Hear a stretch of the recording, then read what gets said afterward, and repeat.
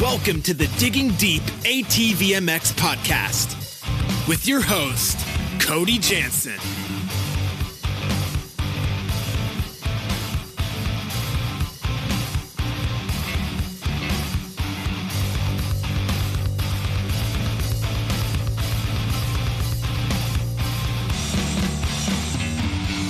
What's up, everybody? I'm your host, Cody Jansen, and welcome to yet another episode of the Digging Deep ATVMX podcast. This is episode 18, brought to you by CST Tires, and we're coming at you with a little bit of a different episode tonight. Many of you know that recently on the Pulp MX show, the guys brought up an unexpected thought of ATV riders pulling the hottest chicks. I discussed this with my girlfriend, and at which point she brought up the idea of coming on the show. So we've had a bunch of listeners suggest bringing a female personality on the podcast, and the more she elaborated on her idea, the more I liked it. I knew her personality was perfect for it. Her original idea was to use this as an opportunity to talk about the sides of me that our listeners in the racing community don't see, which I guess is somewhat fair because I don't like talking about myself, especially on the podcast. I never wanted people to think that I was using this as an avenue to talk about myself. In fact, it's actually quite the opposite on the show. But what the show turned into was Brooke and I talking about our perspectives on life and on racing, the lessons she's learned, things that have been very influential on me, and something that I'm really excited to share with our listeners. I also liked the idea of getting someone on the show who is a relative newcomer to the sport, because everyone we've had on the show so far has been at its core a person that eats, sleeps, and breathes ATV motocross, right? So I wanted to hear her opinion on things that are normal to us, but not normal to a relative outsider. No matter who you are or what your role is, there's something on this podcast for you. If you're a member of Pulp Nation, if you've been following the ATV saga on the Pulp shows, or if you enjoy Chris Kiefer, you're going to enjoy what you find on this episode. You're going to enjoy my better half and what she brings to the show. Also, not to be forgotten is Tyler Hamrick, who later joins the show once again to bench race a little more and cover some of our listener questions and voicemails, something that we've been teasing for quite a long time now, so you're going to hear some of that on the podcast today. This is different content, but I think it's something that you're really going to enjoy. There are people who are going to benefit from the conversations and perspectives offered here. But before we dive into all that, let's thank all the great people who make this possible. We are proud to announce our new show sponsor, Gripped Gloves. Gripped is an ATV rider owned and operated brand with the rider in mind and goal of keeping costs affordable. The Michigan-based family operation recognizes riders' desire to showcase their identity with eccentric colorways and crazy patterns, something not often found in the work of big manufacturers. Here to push stereotypes and limitations, Gripped is driven to produce a glove with cool colors and designs that won't break the bank. Get a grip on life. Check them out today at grippedgloves.com. That's GRIPT gloves.com, and use discount code DIGGINGDEEP10 to save at checkout. Thank you to Motorsports Powerhouse and show sponsor Yamaha. We are proud to partner with the winningest manufacturer of the past decade in ATV motocross and the #1 OEM supporter of ATV racing. The Digging Deep ATVMX podcast is Team Blue Crew. Thank you, Yamaha. Check them out at YamahaOutdoors.com. Thanks to another sponsor that is part of Racing Royalty and longtime sponsor of my personal racing efforts, Valvoline. For over 150 years, Valvoline has been dedicated to innovating and improving your driving and riding experience. The world's oldest oil company still leads the charge with unrivaled products and lubricants. Thanks to Team Valvoline for coming on board. Thanks to our title sponsor, CST Tires, CSTTires.com. The Pulse MXR tire is the best tire on the market no matter what the terrain. Join the CST takeover today or prepare to be beat by someone who did. CST Tires, where passion meets the ground. Thank you to SSI Decals. SSI Decals was a key contributor to Team USA's winning efforts at the Quad Cross of Nations and, simply put, is the decal choice of champions everywhere. Their track record speaks for itself. Champions choose SSI Decals for unmatched look and quality. Thanks to those guys. Check them out today at SSIDecals.com. Thanks to DID Racing Chain and their 520 ATV2 X-Ring chain. Team USA, Joel Hetrick, and myself all trusted DID's unrivaled chain quality all the way to championship victory this past season. Wherever you go, go with DID. Thank you, Namura Technologies. Namura, pistons with an attitude. Namura has led the charge in the ATV and side-by-side market since 2001 with a wide array of pistons, rings, gaskets, and industry-leading top-end repair kits. Visit at your local dealer or online at namura.com. That's namura.com, namura.com. Also, a big thanks to Bronco ATV and UTV Components. Bronco's been the industry leader in replacement hard parts and accessories for all makes and models for over 15 years. Whether it's electrical components, engine internals like rods and cylinders, suspension parts, or bearing kits, Bronco is your hard parts source when it comes to whatever you need for whatever you ride. BroncoATV.com. Thanks to Forworks Carbon for their continued support. Known for their hoods, seat covers, array of carbon parts, and so much more, Forworks is your one-stop shop to give your ATV a new and improved look for 2020 with increased function. New year, new look with Forworks Carbon. Head over to their social media pages or website today. Thank you, Forworks Carbon. I got my new #1 seat covers, and move over, Brooke, because I'm in love. Thanks as always to Evans Waterless Power Sports Coolant. Upgrade to Evans now to avoid overheating and boilover next time you hit the track. When conditions are at their worst, Evans is at its best. Use discount code DIGGINGDEEP20 to save at checkout, evanscoolant.com. Thanks to DP Brakes, the unquestioned leader in motorsports and power sports braking. DP is the brand responsible for allowing Joel Hetrick, myself, and so many others to outbrake the competition every time we hit the racetrack. It's not too late to join the team, so act fast, dp-brakes.com. Thanks to Blenders Eyewear, whose Life in Forward Motion brand is the perfect fit to partner with our podcast. You won't find better shades for a more attractive price anywhere else. Use discount code DIGGINGDEEP20 to save on the trendiest shades on the market. BlendersEyewear.com. Thanks to Oats Overnight. Life is hard. Make breakfast easy. Simply combine with milk before bed and enjoy your to-go breakfast in the morning. Overnight oatmeal loaded with superfoods, perfect for athletes. Use discount code DIGGINGDEEP10 to save at checkout. OatsOvernight.com. Thank you, Mountaineer Brand. If you know me, you know I love my beard. That's why I treat it right with Mountaineer Brand's all-natural washes, oils, balms, and more. Use discount code CODY'sFave in all caps, that's CODYSFAV, Cody's Fave, at mountaineerbrand.com. And finally, we are proud to announce our partnership with Avocado Green Mattresses. We all know that sleep and rest are an important part of any athlete's routine. Avocado's line of natural mattresses and pillows provide exactly the support you need to ensure you perform at your best while doing the best for the planet. The Avocado mattress offers zoned back support with an internal support unit, meaning whether you are recovering from a hard day of riding or relaxing on a Sunday morning, you will be experiencing next level comfort. With a 100-night sleep trial, free shipping, free return pickup, and a 25-year warranty, getting your Avocado Green mattress could not be any easier. Step up your sleep game by visiting avocadomattress.com. From our new partners to our original sponsors, thanks for supporting the #1 podcast in ATV racing and for making this dream a reality for both us and our listeners. We pride ourselves in partnering with only the best brands in the industry, so better your riding experience and your lifestyle by supporting the sponsors who support us. If you enjoy the show, the best thing you can do is support our sponsors.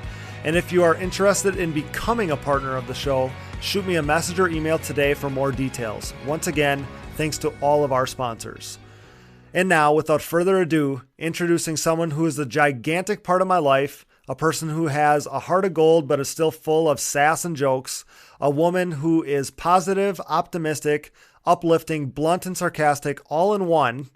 But what I love most about her is her perspective and the way she communicates. She is so much fun, and you're really going to like her. So sit back and enjoy. And now, I'm so excited to welcome to the show, brought to you by DID Racing Chain and their 520 ATV2 X-Ring chain, my girlfriend, Brooke. Thanks for coming on, honey. Are you nervous right now? Excited? How are you feeling? Definitely not nervous. I'm actually super excited right now. Yeah, this is exciting for me. I think that people are going to enjoy this. Fingers crossed. So this was your idea originally. Yeah, actually it was. What made you think this is something that you wanted to do?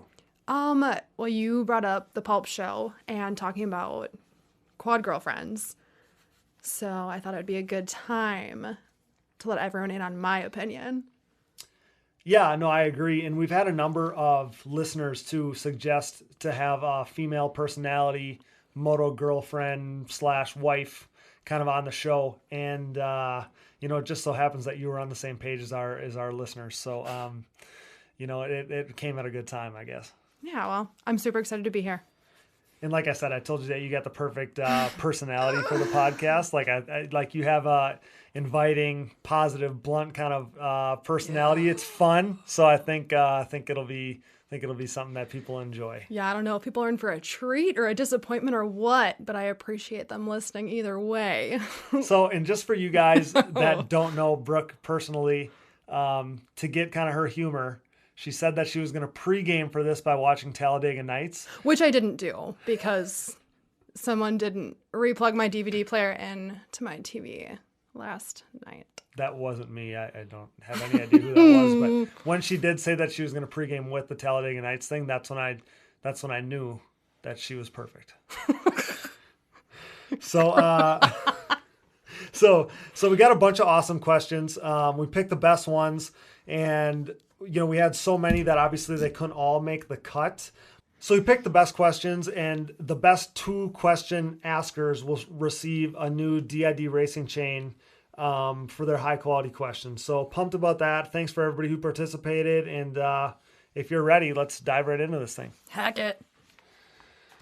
All right. So our very first question, taking it from the top, I guess, is how did you two meet, or how did we meet, I guess? I love this so much. I feel like this, like how we met, is such a huge insight to us as a couple, just in general. But it was a SpongeBob meme where he's doing his stupid doo-doo-doo, and it said the perfect tattoo doesn't exist, and around it said tattoos have to be meaningful. And I posted that meme on my story on Instagram, and you reacted to it, and that is literally what sparked all of this. And that was 7-8 months ago.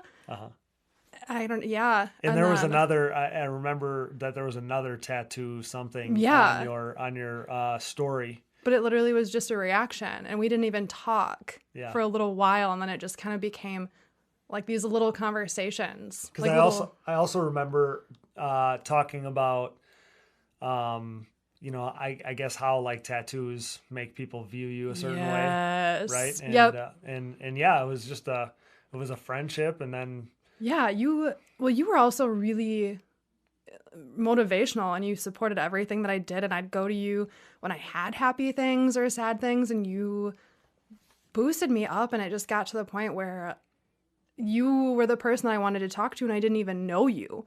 I just craved that conversation because it made me feel so good, and it just kind of became more and more and more, and then you described me that way, and I felt the same way about you.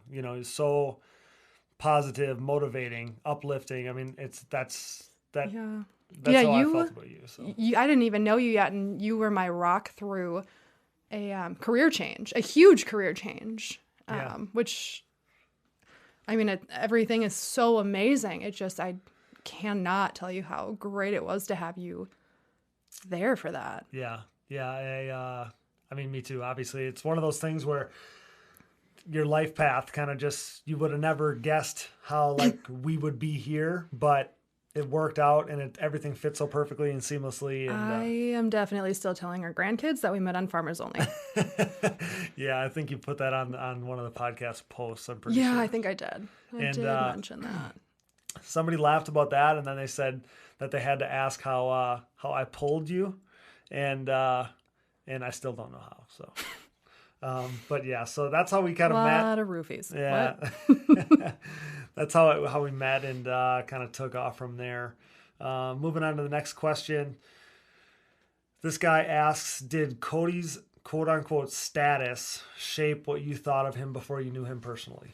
So I had no idea what your status was. I just knew you as this human being that I so much enjoyed talking to. And I think it took a couple times of us even hanging out before I understood what exactly your status was.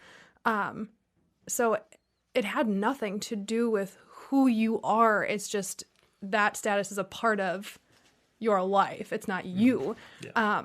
I definitely don't feel like status had anything to do with No, absolutely not. I think more because we had a number of questions kind of in this realm, and it was like people were trying to figure out if you knew who I was or what I did or whatever prior to. It just so happened that we lived 45 minutes apart and we somehow found each other on social media. Yeah. Actually, we found each other on social media back in like 2017, I think. Something like Because that. we'd been friends on Facebook for a few years. I looked it up. Yeah, which was crazy. Even though, I didn't even realize that we were friends. Yeah. On Facebook, and then you had posted something on Facebook, and I'm like, okay, like, damn. Yeah, like it was like cool perspective, right? And then I saw you out on Instagram, but still, it went on. I mean, we were still friends on Instagram just for a long time, and then became more. So, moving on. This guy asks, "What do you like about Cody's style?" And he added that it's always fire, which he's not wrong. I feel like when someone says style, I immediately think of clothing because I worked so many years in retail. Okay. But I feel like what he's really talking about is just kind of how you present yourself. Sure. Yeah, your character, what shines through, and obviously that's what drew me to you, what I found so attractive. So obviously I'm in love with everything about it, which is ipso facto how I'm here, why I'm here. Yeah, it's one of those things because I've talked about this with you probably and other people before too, but it's like you just have an aura about you. Like I don't like say, well, I only wear this or that or only wear colors or whatever. It's just there's me. Like I just do my thing. No, for sure. Yeah. That's how I've always been. It's like I feel like we're the same when it comes to that. Both just ballsy. I don't really give a shit what anyone else thinks. I'm just gonna be me. I've been like so proud of who I am forever that it's like I just do my thing, not try to be anybody else. And I feel like I watch all of it and then I kind of not bring you back to reality, but I point out the things that you do that I find so endearing and then tell you how much I like them. So it's things that you're used to doing that you don't stop to look at. And I just appreciate all of them. Yeah. Like, I think one of my favorite things is when you're having a conversation with someone, you make so much eye contact and you will repeat back to them kind of some of the things that they said that were important. And that truly makes someone feel like you're listening and you really, really care. And it's so crazy that something like that goes such a long way with so many people. And I watch you have conversations with other people and they light up when you do that. And they're like, oh my gosh, he really cares. He really listened. And it makes people's day. And that was one of the biggest things about your style in the beginning that I was like, oh, love that. It's one of those things that like I don't even think twice about. Yeah, no, I can see it. It's just you. Yeah. It's just you. Yeah. Well, it's pretty neat. That's my style, I guess. So we had a bunch of questions about this. What are your hobbies? What are your interests? We'll start with that. Okay. As far as hobbies go, I think really anything that you could air quote define as country, I feel like is me hunting and fishing. Obviously, I have a horse. I do a lot of horseback riding, used to barrel race. Not good. I'm just going to throw that out there. Man, I think my favorite would be bow hunting. Okay. I love walleye fishing in the spring. Obviously, I ride shooter all year long. Mm-hmm. We have an indoor. I'm very lucky. Oh, man. So, I feel like anything... Like, there's never been any, like, hobby type thing that has come up that you and I have gone and done and I've disliked. Like, anything. Yeah. I'm super open to it. I think that... Axe throwing, ice skating. It's just one of those things. I just like doing things, especially, new things. Because, like, we've even done things where, But, like, do you? Like, just recently, I went snowboarding for the first time. Brooke takes me snowboarding. Oh, yeah, I snowboard, too. I forget that I do that. I mean, I can't, I'm horrible. Like, no, you're not horrible. I'm as bad as somebody could be. And you just looked like you wanted to light yourself on fire. Not to be dramatic, but, but I had to keep trying to convince you that I was, like, having fun. It's like, I don't put pressure on myself to be good. I don't. I would debate that. I just, and I like a challenge. It's just like, I would debate that too. Whatever. It's just it was frustrating for me because I didn't think I was going to be that bad. Well, okay, you cannot just draw something out of a hat and decide to be a professional. How long have you been racing? For forever. Okay, right. If you had never done it and you just picked it up today, you would not be anywhere near where you are today. So, but for the record, I was not trying to be a pro. I was not trying to be a pro. We have a lot snowboarder. of things to debate, apparently. I was not trying to be a pro snowboarder. I just wanted to make it down the hill. You did. You didn't die. Things went well. Things are well. I felt like Things are 4 well. times on the way, but That's fine. That's not. We weren't keeping track, but it was 6. okay. Thanks. So we did. We talked about your hobbies and interests. Yeah, What do you do? yeah. What do you do for a profession? Um. As much as you can say. Yeah. No. So I actually work in crisis, which could be defined. I know a lot of different counties kind of define it a different way, and they have different roles in their community. But mine is kind of, we'll just say, like, in a moment of crisis, I'm who shows up to kind of de-escalate and figure out what the next step for that crisis will be. And then from there, moving forward, I'm a resource. So whoever was in that moment will have me on their team moving forward to help them to kind of coordinate and just have as, a support member on their team to help them get whatever it might be that they need in order to live the best quality of life, really. So, and I have a lot of people think that that's going to be really stressful. It's not, because when you look at someone and you just know that their quality of life is not what it has the full capacity to be, you don't want it to be anything but that full quality of life. If that makes sense. No, it does. From the very beginning, it makes so much sense that you're in doing this job, that you're in that field, because you have the personality that you're just subconsciously, you just want to help people.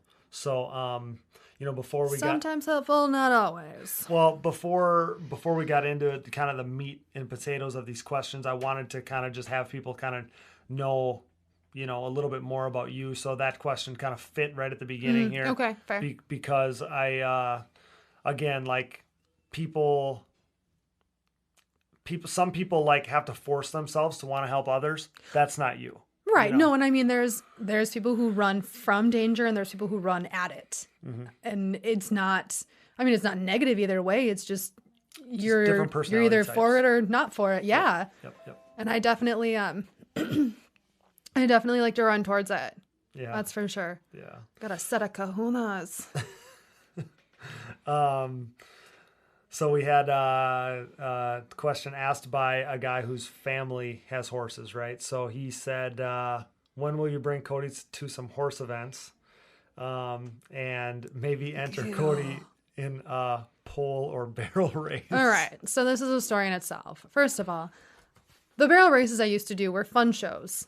And at these fun shows, I was not good. I mean, I was there and had fun. I was with friends, but I am not going to pretend like I was a professional barrel racer, because I was not close. I was like in the little kids section and they were whooping my ass. Anyways, I really did have a lot of fun. I wasn't actually that terrible, but I don't know that the horse that I have would be safe to bring there and toss you on. A, he does not like a forward motion. B, he's just kind of a derp. Like, I feel like he's not coordinated enough to do much. He's just lovely. You're also avoiding the fact that I cannot ride a horse. Well, first of all, you're not supposed to. Second of all, I'm not going to say for sure this is what you did, but I'm also not saying it's not what you did, but you were white-knuckling the saddle horn at a walk. No, I've had my horse since he was, I guess, a little overweaned, and then he's almost 5 now. But so I feel like I know him like the back of my hand, and I trust him with so much. But I know that that's not your forte. You like a little more horsepower. But that and I just feel like I have no control. I mean, that's what it comes down to. I feel like I have no control over this thing when I'm on my 4-wheeler, or just like you're driving a car. That thing ain't going unless I control it. I ride spurs, so same. Ride with spurs. Yeah, well, I You don't need I'm them. not in control. It's your thumb. I use my heels. Again, I'm not in control. But I think too, going back to, it doesn't always matter how well you know a horse. You could either, have a horse that you've had for a day and have it be safer than a horse you've had your whole life. You don't get to decide what their brain thinks in any moment. Obviously, you've had your fair share of accidents on quads. I've had mine on horses, and that also. We actually had a number of people ask questions to you about that crash, and we're not going to address them because I refuse to watch the video because I feel like I would be that like over attentive girlfriend at races. I don't want to be that person. I don't want to give myself anxiety over it. I want to be as supportive as I can be without actually worrying, because I know that what I feel inside of me will radiate and you will feel it. Oh, for sure. I don't want to give you that. Especially like something that a lot of people never think of is, they maybe think of it, they don't address it, is in any athletics, you're like a delicate little flower almost. Where you, it's like every little thing around you can affect your performance, right? And you can't let your mind be in that mental space. But I totally get what you're saying. As a racer, there was times like after that crash where like it was in my head. Like, you're a little more careful but in it can't be scenarios that are like. But you won't be successful if it's in your head. So our next question was, what was your favorite sport? And I wanted to include that so we could kind of bridge off that afterwards. So what's your favorite sport? I don't know if we can bridge off this though, because I don't know if I necessarily have a favorite sport to watch. I was born and raised in Wisconsin. Obviously, I like my football and I like my baseball. Yep. My dad was a huge baseball fan. He's now retired and does security at the minor league baseball stadium in our hometown. So I grew up going to all of these professional baseball games and growing up around the players. And, that was kind of like, that was my dad's thing. Mm-hmm. So I took after that so that we had, we had something to do together. Racing. Yeah. And my dad's also very outdoorsy. So we had that in common too. Which is, I guess how the apple didn't fall far from the tree. Mm-hmm. But I would probably say baseball. I think that's the sport I understand the most. Mm-hmm. But I don't know that I love watching sports as much as I love going out and doing things. Yeah. I like to be the one playing the sport, not the one watching it. I get that for sure. I expected you to kind of say baseball just because of your dad's background. So for people who are listening, if you're any kind of baseball fan, this is an affiliate of the team here right in town is the affiliate to the Milwaukee Brewers. Mm-hmm. And you've had guys play on the team, live with you. Yeah, my dad hosted a couple of them last year. Not on purpose. He moved to town and they were like, oh, we don't have somewhere for him to live. So he came and stayed with us, which was really cool. It was having, a big brother I never wanted. So if you're listening, appreciate that. So I wanted to include the sports question because you're into sports. Like you are, you're into sports. So I wanted to at least have people know that this is something that you like, athletics, sports, that kind of thing is in your wheelhouse. I'm not anti for sure. Right. So we kind of answered this question a little bit already. This guy asked if you were familiar with ATV motocross prior to meeting me. Yeah. So no. Yeah. I literally knew nothing at all. I knew it existed, but I didn't. There's so much that goes on in it, and I'm still learning, and of course. I'm super excited to learn more. So if anyone has anything they feel like I need to know or they want to teach me, if you see me at the track and are like, no, please by all means learn me. Yeah, I think even like we all struggle with this probably as ATV guys, where when you say ATV, hey, what do you do? Oh, I race ATVs, or I race ATV motocross. Yeah, I'm getting that a lot. As soon as you say ATV, people think a rack in the woods, like bombing around, dragging your deer or whatever. Like that's what they think. Oh, like when I tell people like, oh, I race motocross. Oh, like, oh, okay. And then if it goes on a little longer, I'll say I actually race ATV motocross, and we're still on like same governing body. We race on the same tracks. It's just I'm on an ATV, and so I wouldn't have probably. I mean, you had already kind of said like, hey, you didn't know anything. Bridging off of that, we had another question. A guy asked if you think you would have ever seen or heard about ATV motocross. Now you said you probably knew it was out there. I knew it was a thing. I guess I didn't like sit down and ever watch it per se. However, I am not someone who sits in front of a TV. Right. I just, as soon as I sit down at the end of the day, like it's sleep time. You and I struggle with this. We'll get like an episode of our show in, and by the end you're snoring in my ear, and I'm like, yeah, samesies, bye. Yeah. So yeah, I think I just don't watch TV. No, and the thing is, and it's a blessing, maybe, absolutely, and it's a curse. But with our sport, it's like this cult atmosphere where as soon as super excited for that. Well, as soon as something happens, I mean, you've seen it with this podcast. Everybody supports it. Like Fair when enough. something new comes, like it's all for one for I. Like it's a family, and with I feel other like cult's not the same word for that if you mean family. Then you know what I mean? Like it's like eat, sleep, and breathe. Like that's we're black and that's praise the witches. that's something about ATV motocross is there's just this togetherness, and so yeah, like inside of the sport, it's all eat, sleep, and breathe it, diehard ATV motocross people. Outside of the sport, it's like, what is that? Or why are you doing this? Or you know what I mean? So I wouldn't have expected, like, unless you're close to it, you don't understand this. So I feel like this is a really good opportunity to say something I've been thinking about. So if this is a family and we're all going to be together, I don't know how it's going to be when I get there. I feel like it would be so cool if all of the women, the wives and girlfriends and fiancés, whoever, were friends at the track. Because obviously there's times where you guys are going to do your own thing and I can't be attached to your hip. But like, I think one of the coolest things is to have friends who understand what you're going through. So if you need to vent about something, they get it. You don't have to backtrack and try to get them to explain. And they're never going to explain because they're not going through it. Right. But I hope that, like, that's actually one of the things that I hope the most. I think you're going to find that people gravitate towards each other at these Yeah, events. like, I I really really- do. I really It's not hope like that. some other sports where it's cut. I Yeah. mean, it is cutthroat, but it's like, This is people's invitation, though. These are your girlfriends and wives and fiancés. Like, this is your open invitation. Be my friend. Yeah. Like, come grab me. If you see me not doing anything, just, I promise, I might Plenty have of you- RBF face. It's not real. plenty of Brooke, too, and you're going to be like, that's so her. Like, she Yeah, wants to be that's friends fair. with everybody. No, Yeah. I'm not really cliquey. I just, Want to be I want to be friends with social. I don't everybody. want to Yeah. be standing there by myself. If you see me standing there looking around, I'm not not gonna judging happen. anyone. I'm looking for people to talk to. Yeah. So I guess kind of segueing all these questions together, what was your first impression of the sport?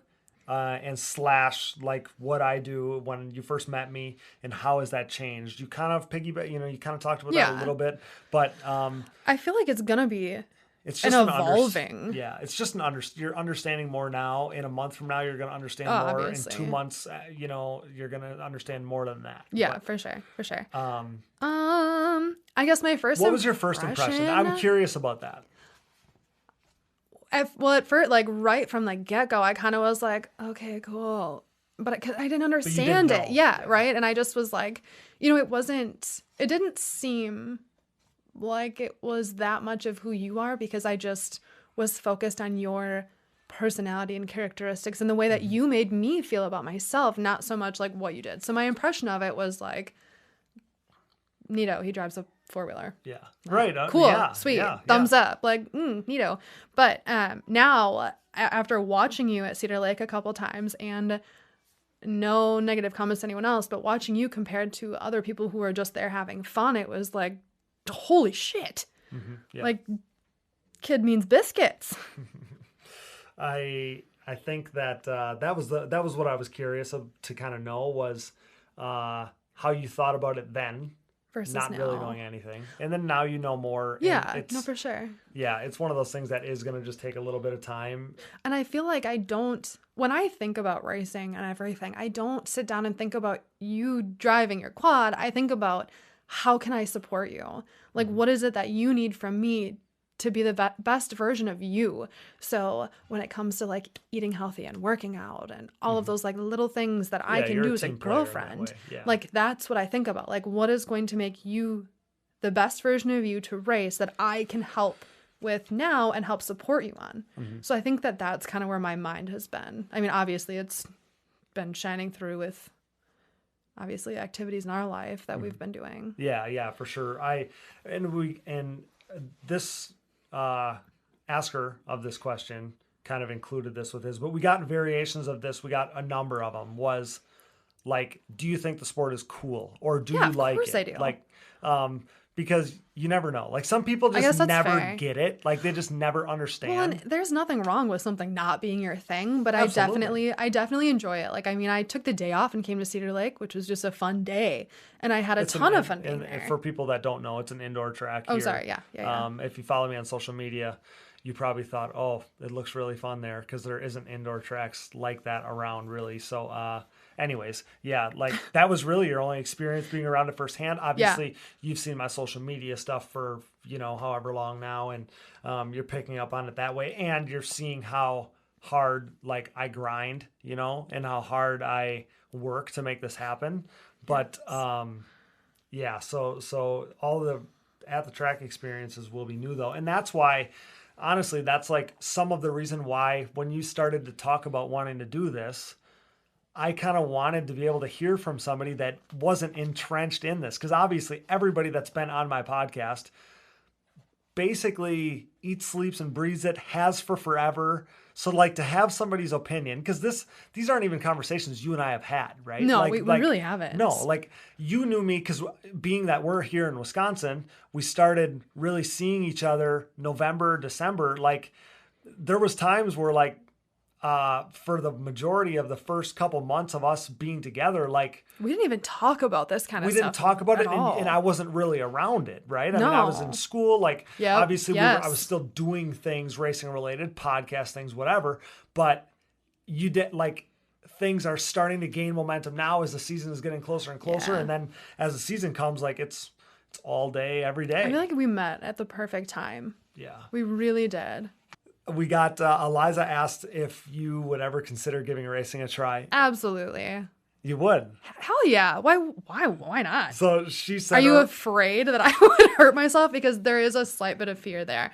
Just because I'm always like, that's fine. I can do that. And then it turns out I can't do that. And that was me snowboarding.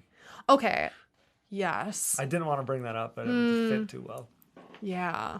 So because she did ask, her original question was, I think she maybe anticipated you saying no. So she said, would you be willing to ride, not race? Yeah. So growing up, I begged my parents for a dirt bike. And ultimately, they did not get me one because I was that clumsy child who was a daredevil. And they knew that nothing good would come from it. But also, they did not have a background in anything of that, nature. Yeah. So that was foreign. And they're like, we grew up without it. She doesn't need it either. Oh, yeah. So then they got me into horses, which was so much safer. Yeah, we looked it up that you have a much higher chance of getting hurt on a horse than a motocross track. So. Yeah, and I mean, I think both things give you, the happy chemicals and the adrenaline and all of that kind of stuff. For sure. Yeah. I think that it's, to each your own, what you grow up with, what you like, all of those things. Obviously, they both have their negatives too. So my opinion always was, if you're not living, then why live? So if you lock me in a cage or put me in a bubble, like that's not living to me. I just want to. So if you're not living life to the fullest, well, basically, if you're not living, if you're like for me, living is being adventurous and doing, doing that kind of thing. Like if you're not living, you're not alive. Like like you got to do things in life to make you feel alive. And I feel like that's how I live. There are some introverted people, though, too, that don't enjoy that. No, I know, but I'm just saying for me. Yeah, and fair. Probably most of our listeners, if you're listening to this, honestly. And if you've made it this far already, I really appreciate you still listening. Continue. So we got a question, and I thought it was pretty interesting about what is the strangest aspect of our sport. as a relative newcomer, and the first thing you said, this is one of the only I am questions that so sorry if anybody is listening that is offended by this, but please know I don't mean it directly negative. I only prompted her with like 3 of these questions ahead of time. This one I answered on my no, it wasn't. I answered on my own. Like you told me this. Well, I know but that. No. I didn't influence any of your answers, but Correct. This is one question I like asked you ahead of time. Yeah. And your first thing was, what is the strangest aspect of the sport? And you're like instantly monster girls. Now, people like friends.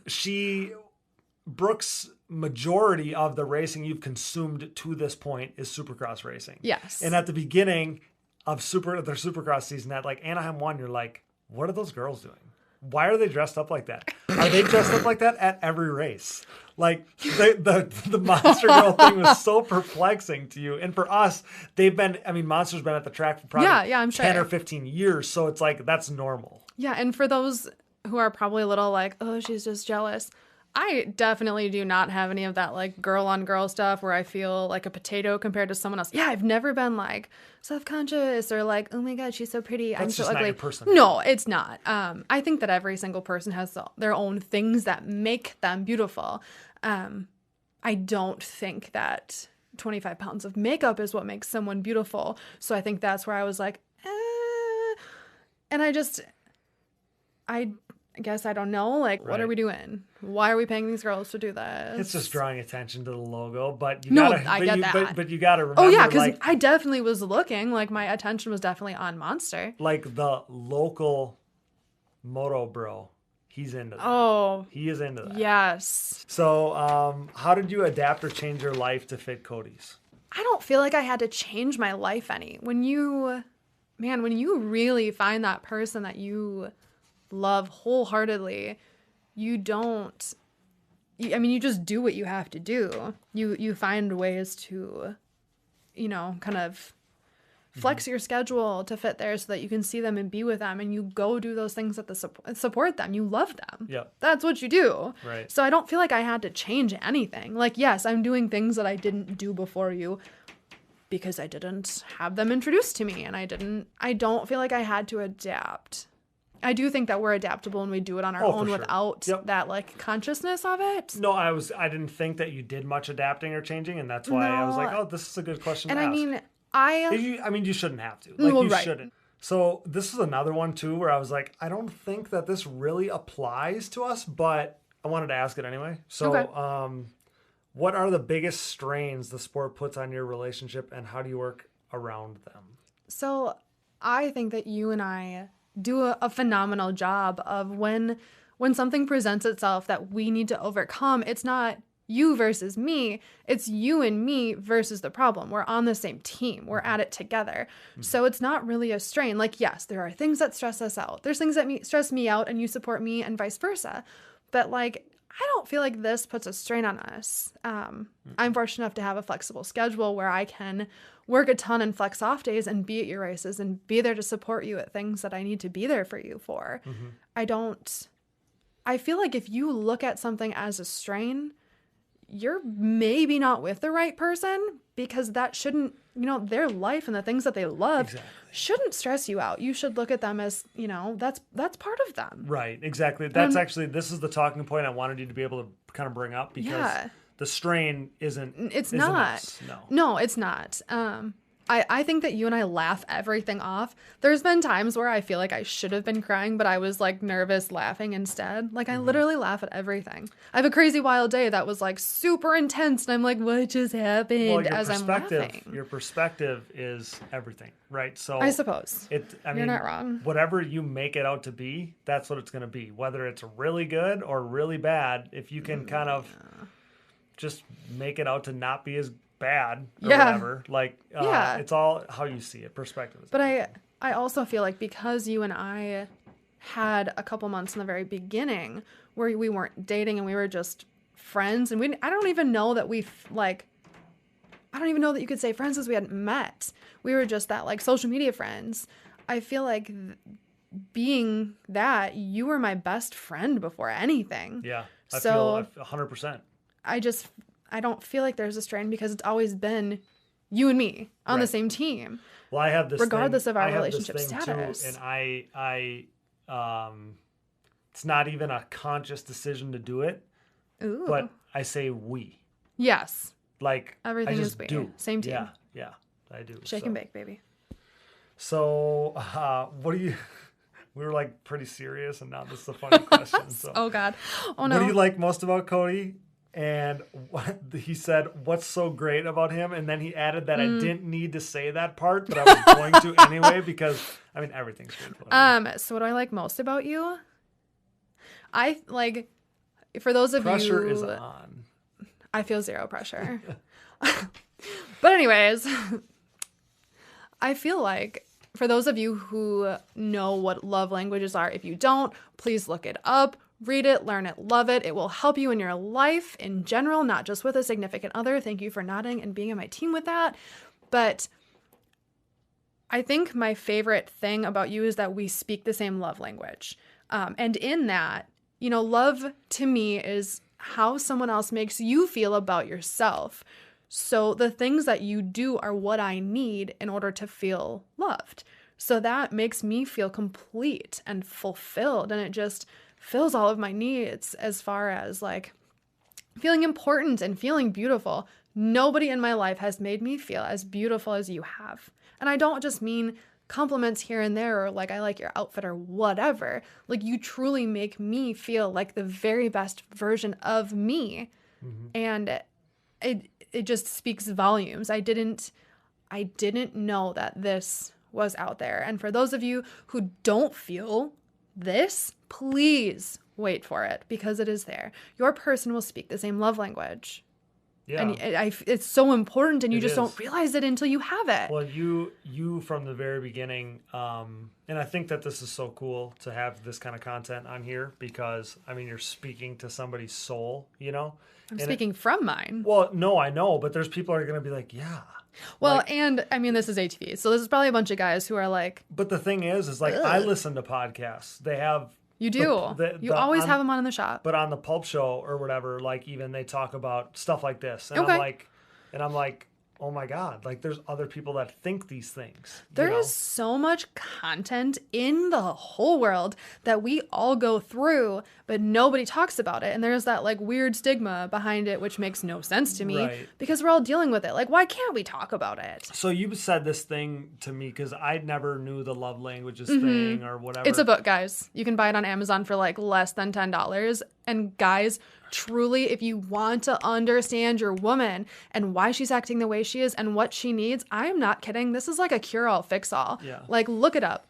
Read it. So you said something to me that really stuck with me. And you said the way that somebody loves a person is showing how they need to be loved or something like that, right? Well, you treat people the way that you need them to act in order for you to feel good. Yeah. So, like...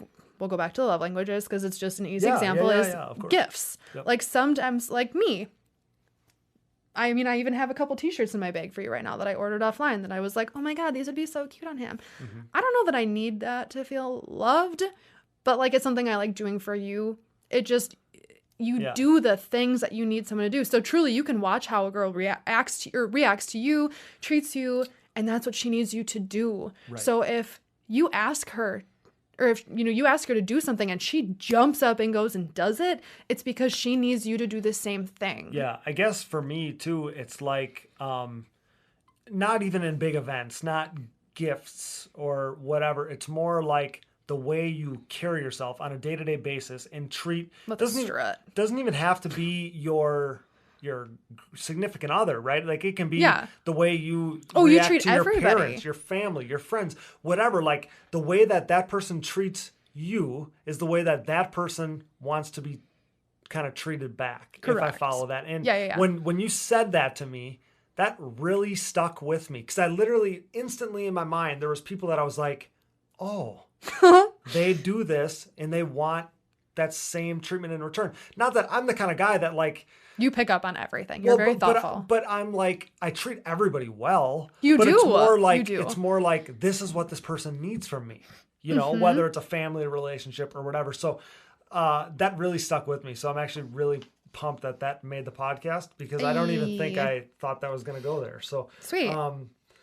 Do you get nervous when Cody rides? No. So Cody wears a lot of, I feel like extra braces that I don't see other guys putting on, like your knee braces. That actually makes me more comfortable. I know that it's not like knee braces, chest protector. Some people yeah, don't wear a all chest that kind of protector, stuff. neck brace. Not everybody wears a neck brace anymore. And I wear the best of the best stuff. That's also fair. So that, and I mean, I trust you.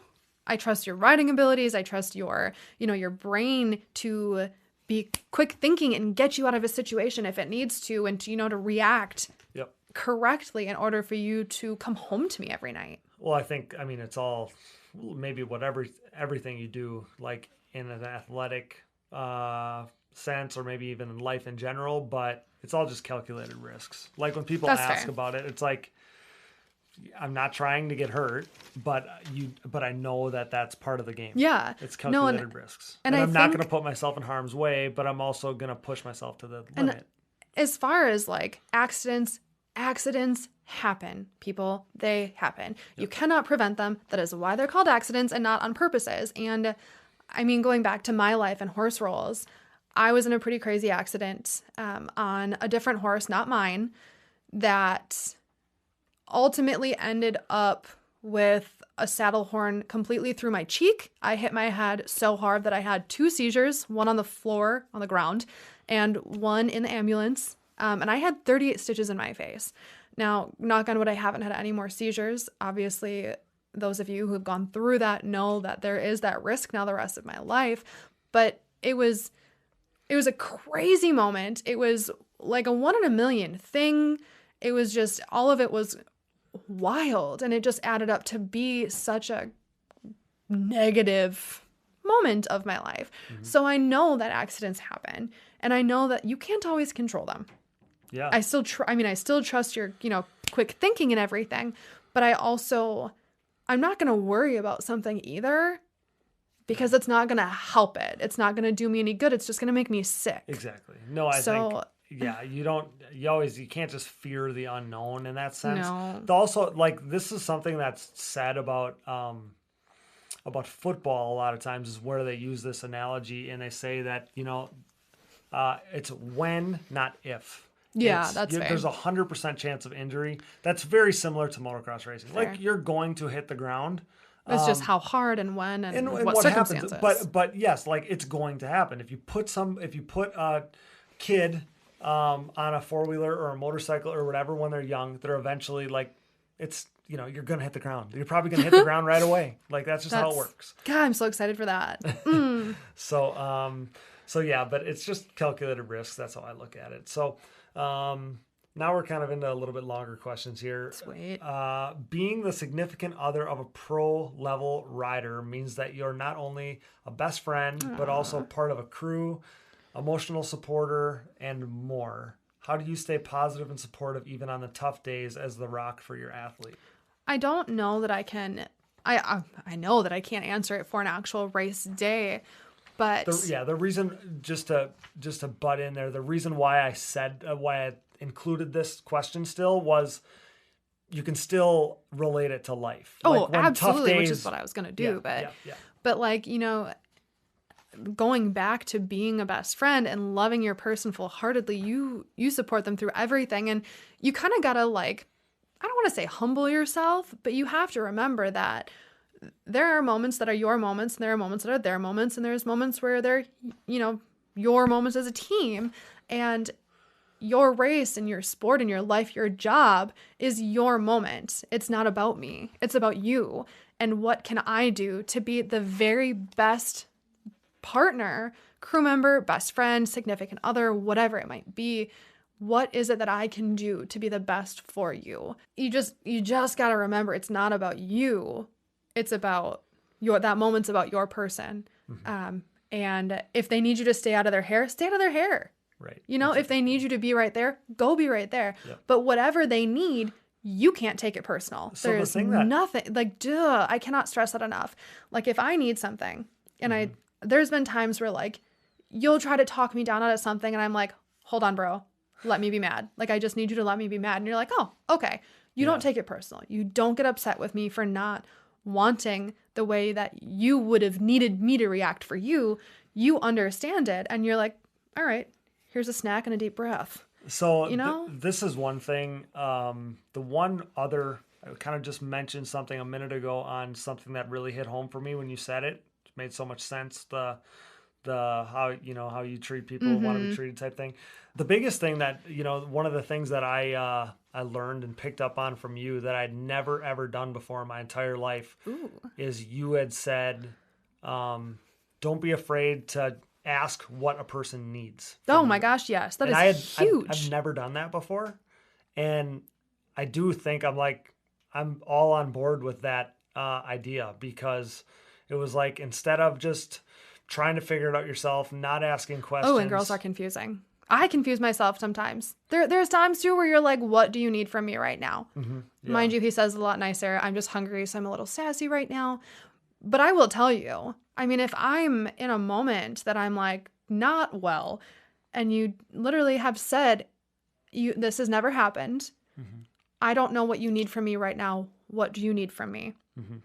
And if I know, I'll tell you. And sometimes I'll just say, I don't know. But truly, that kind of like snaps you back to reality of like, okay, maybe we're overreacting. Yeah. And again, like, it's something I never even realized. It's probably something I never even really thought of. So that's why if I can share that learning that I had, I appreciate that you did that too. It's huge. Everybody out there might already know this, but if there's one person that doesn't, like, you're welcome. Learned. You're learned. No, that does. It goes a huge way. And don't feel like you can only do that with your significant other. I mean, and it doesn't have to be a negative moment either. It could just be a moment where someone's doing something and you have that awkward pause of like, I don't know what to do with my hands. Literally ask them, what is it that you need from me? And guys, as far as your girlfriends go, we have crazy moments. Sometimes they overtake our brain and then we can't think and we don't even know what we need. But ask them what they need. Truly, I feel like it'll shock so many people as like why can't you say it? Why can't you just tell them? Yeah, no, I agree. And honestly, 99% of the time, it's probably going to be food. So maybe just offer that first, like a snack, but not like an apple, like a good snack. Okay. Like Cheetos or something. Sounds great. I know. I'm really hungry. So the next question was, how do you help Cody keep himself so good looking? That was the first part of the question. That one, I think because it was a gear related question. Because my gear always looks good. Well, that's not fair because your mom is a professional at that, and I am not about to take that away from her because she does a damn good job. That's what I'm saying. So we're skipping to the second part of this question. Fair enough. Is there any advice that you would give girlfriends and wives of the sport? I feel like this whole time I've been like spreading my advice to people that I you're right. And really have I like for them. what this has become because I do. Because I mean, that was one of the things that I was most drawn to in you was just your perspective. I enjoyed so much. So I think you're gonna come away from this podcast with a bunch of fans in the I hope I make friends. I am here to make friends. Yeah. I would love to. We can be Instagram friends, probably not Facebook. I don't really go on Facebook. But I think if I did have any more advice, it would be a couple of things to not make anything about you when it comes to racing in their career. You got your own job. Get your own hobbies too. Do things that keep you busy while he's doing his thing. Like, yes, go to the track with him and support him and all of that stuff. You look really cute right now, by the way. And be there for him, but you need to have your own hobbies too. And if you don't have any, I'm not kidding, freaking Google that shit. There are so many things out there and so many people that are probably in the same boat as you, and Facebook groups you can even go on. Find hobbies. Keep yourself busy. And guys, same. Don't expect your girl to be there all the time. But I mean, encourage it. Obviously, you want a best friend, but don't expect her to drop everything and always be there. Just in general, it's healthier to have kind of your own gig too. Yeah. You can be supportive as could be, but it's good to have your own thing. And I mean, at nights when you and I aren't hanging out, I love working late and really grinding. And you do the same thing. Last night I got home at like 9 something after working 27 hours in a 36-hour span. Yeah. And I laid down to go to bed at like 10:30, 11, and you text and you're like, oh, yep, just stopped working. Like we like doing that kind of a thing, but it's something we've communicated about, comprehended each other's needs, and we're here. That's another huge thing. Do not just talk to hear them talk. Truly talk to comprehend what they're saying. You need to take a moment to let it sink in and understand it, or you're not going to get anywhere. And believe me, nobody likes feeling like they're not being heard. Nobody likes that. Yeah. No, you're. People are probably sitting at home like, is she a therapist or is she like, what is Well, your this mom's girl? a therapist. My and mom you're is a very therapist. Close friends. to being a therapist in what you do. So I feel like I'm a underpaid therapist sometimes when people yeah. So really just need someone to talk to, but I'm okay with that because, man, I can think of so many people and so many times where like, you know, I've felt that where I'm like, I do not know who to talk to about this. And I'm very confused and I'm frustrated and stressed. And I guess, you know, everyone's definition of a crisis is different. Yeah. I mean, there's obviously the dictionary, you know, definition and my job definition, but everyone's definition for themselves is so different. Well, yeah, a crisis for each person is different. What I think is a crisis is different than what you think is a crisis, is different than what producer Dallas thinks is a crisis. So, yeah, so you're spot on there. I think that's all the wisdom I have to throw up on everybody at this point. So we all know, this guy's question, we all know that the sport has limited support year in and year out. Meaning very few riders can make this their sole career. Okay. How do you and Cody plan to create a long racing career knowing that money may need to come from an outside source? So I've started selling feet pictures, so that should help. I'm just kidding. I'm totally kidding. No, you have not. You have been asked. Also, if someone is still, or like not if someone, for whoever is still listening, thank you for saying this long and enjoying like what's about to probably be really sassy. I've never been someone who worries about money. Like, yes, I know you need it. I know what it does. I know why you need it. I know what's expensive and all of that. I know the expenses of living, but I know that stressing about it's not going to give me more money. It's not going to make anything easier. And I've also not sat down and thought about having kids and how much it's going to cost and all of that kind of stuff. So I haven't really like crunched numbers to be able to give a legit response to that. Yeah, I almost like asked this question because I wanted to be able to kind of articulate it myself too. Because I mean, yeah, like I'm going to be in the industry forever. Especially now with the podcast, like the podcast is probably... Oh, you guys get to listen to Cody forever. The podcast is probably keeping me even around now more than I maybe would have been. Okay. But it's not going to be like, if things go on the path they are right now, like even right now, going to all the races is a struggle. So like... You also though, I know that everyone's life changes and evolves and things are just different, but you also had a sponsor at the very last minute be like, sorry, can't. At a point in time where you're like, I don't have time to reach out to other people. Right. And it's not a negative, punch on anyone. It's just like, that kind of stuff happens. And how do you prepare for that? Right. Like that's obviously stressful.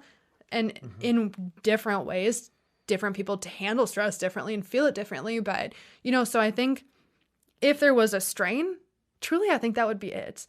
However, I've obviously tried to be as supportive as I could be when it came to all of that. For sure. So like, yeah, where I was going with that is, I don't know. This could very easily be my swan song as far as like chasing the series as a whole.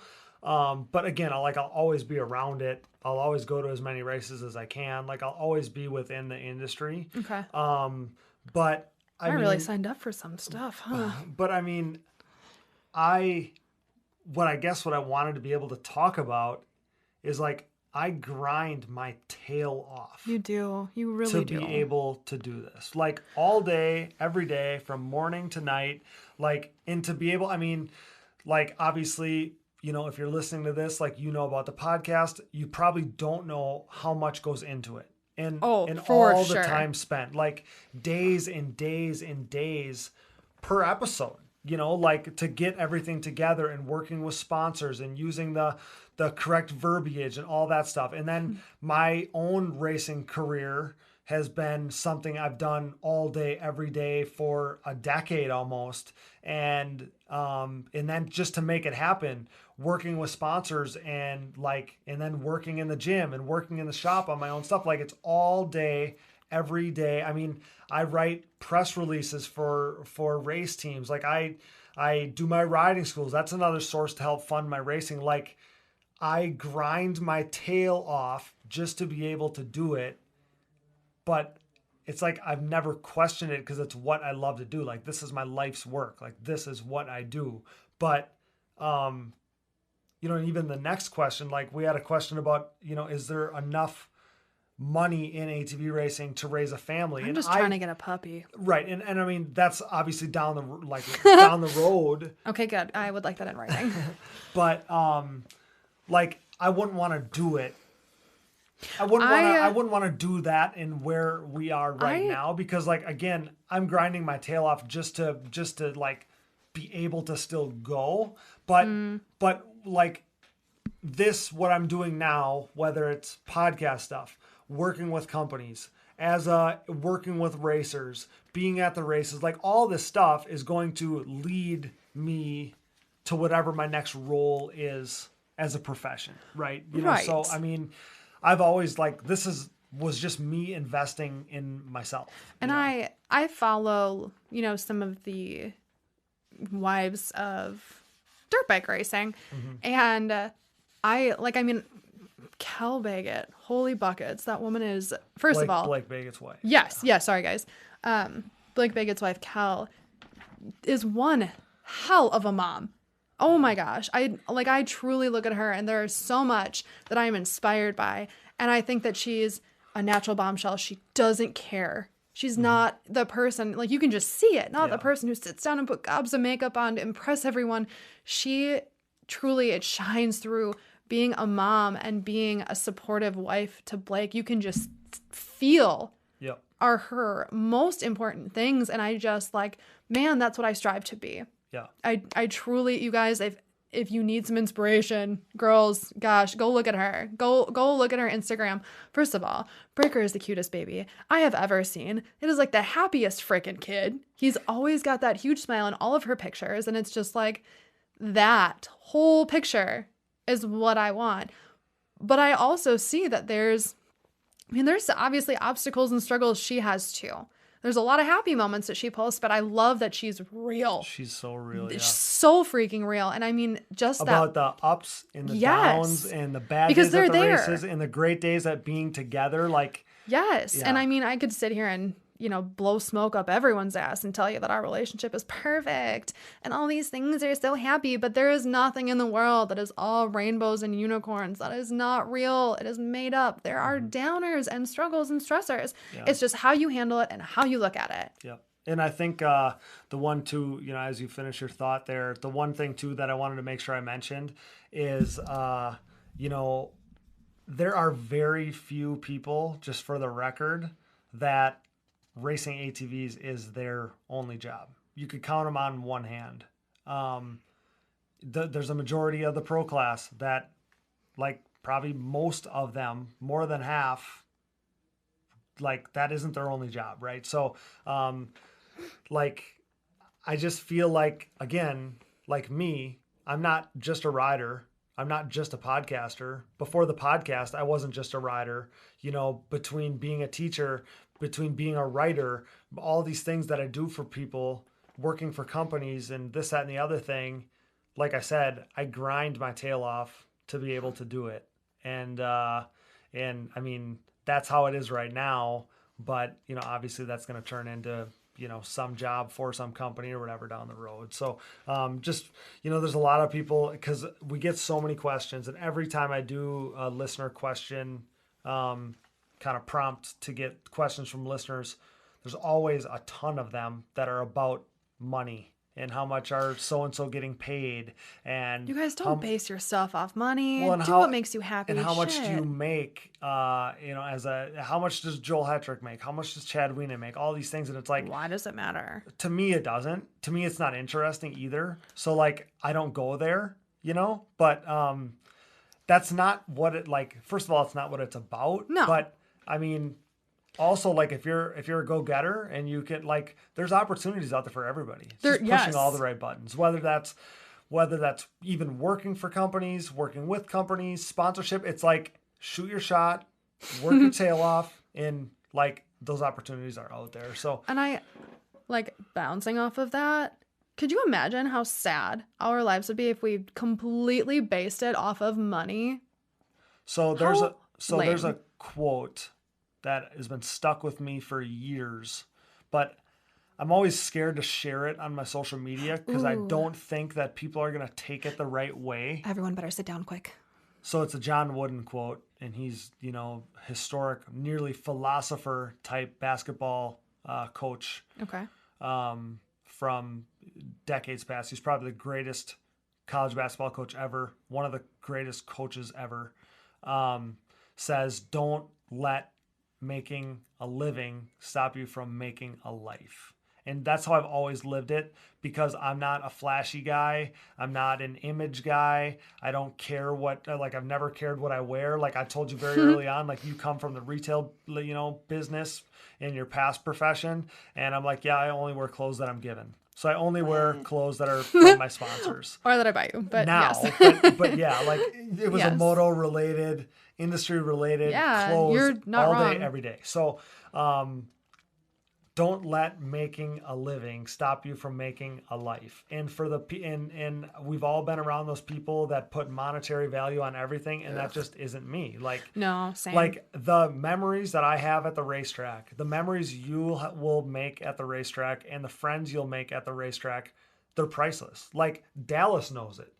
Producer Dallas, my brother Dallas, has like racing isn't his thing. It's never been his thing, but he's been around it, and he went years without being at a race, and he came to a race last year, and it was actually at Redbud when I cartwheeled down the hill, and I had this vision of having my whole family with Dallas, with my parents, and I up on the podium.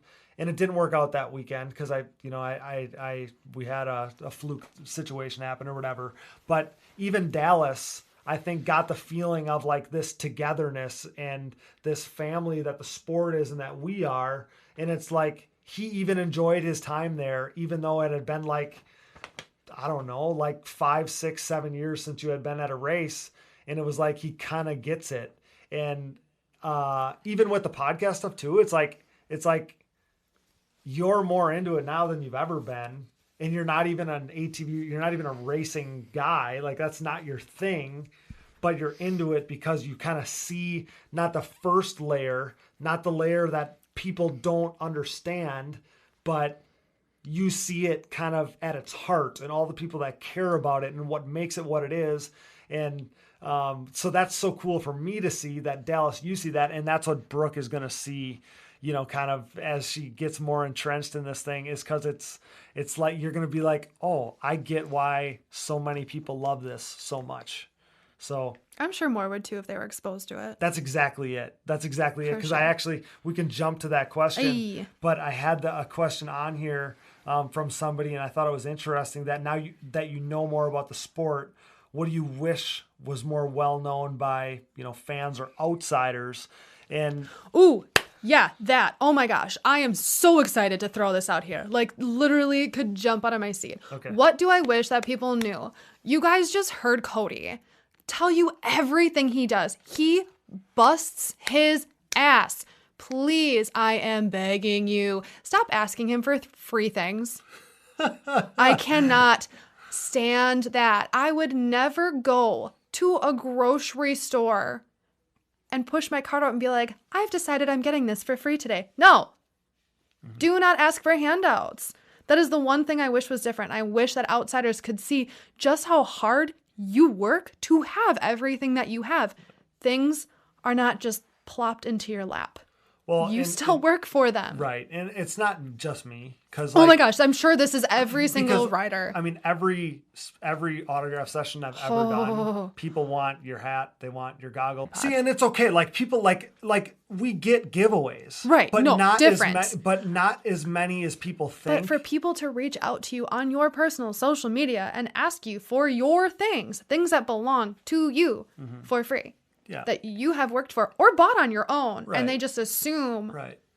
And I'm happy to like hook people up. Right. There's a but difference. It's also like the context in which it comes. There's people that message me that are like, hey, I'm a huge fan.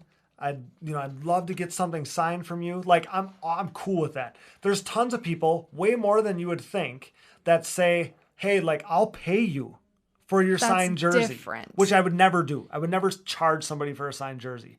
But the thing that it's you like also don't have 500 to give away. But I am as generous as I can possibly be. You are. With my signed stuff, with my because to me, you're a people person. Well, but to me too, it's an honor that people want something from me. Right. That people want something with my name on it, like that I've signed or whatever, or posters, all the stickers, t-shirts of yours, whatever. all the of that. T-shirts, the Moto Mesa t-shirts, those are so cool. Like that's crazy to me that people want to wear my shirts. Of course they do. They're freaking awesome. But my point is like, it's the context in which you do it. Yeah. Because also like, and this is again, because you're trying to be so nice about this and I'm like irked to the core. I've had so many conversations with other guys, even in other sports that thing. way more, sign way more autographs, do like all kinds of, they're a much bigger deal than me. It's the same thing. Every fan wants more. Yeah, let's not be selfish anymore, friends. It's time to switch that. It's 2020. So, gosh, we're almost out of questions. How do you handle the stress of all the time Cody must dedicate to his profession when that's time that you could be spending with one another? And he notes that significant others often motivate an athlete, but may also struggle with sacrificing time with one another. And he said that I believe this is something that many athletes deal with, but never speak of. So how do you handle the stress of all the time Cody must dedicate to his profession when it's time you could be spending with each other? But like that does happen. There are nights that we're, after work, we're spending that night together, that evening, whatever it might be, making dinner, going to dinner, whatever. And you mentally are not present because you are just so exhausted. I know I've complained about it, but I don't try to keep you from sleep. Then I'm like, okay, you're visibly tired. Let's go to bed early. Let's just stay in tonight and just kind of hang out. You do the same thing for me. It's give and take. It's all give and take. Literally everything about it. And for me, it's like, especially like this time of year when it's crunch time for so much stuff. And again, like the podcast takes so much time or whatever. Like, I feel like I have to, like every waking moment, have to be grinding. Like, that's how I feel. But you still, you don't make me feel like I'm not your top priority. You've never made me feel like I'm not your number one. And it's not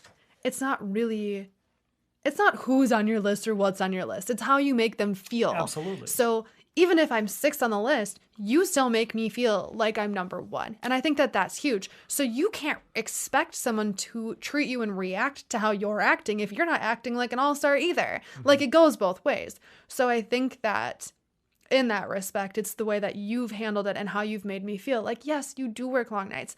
I have shit going on too. Of course. I've got a lot in my life also.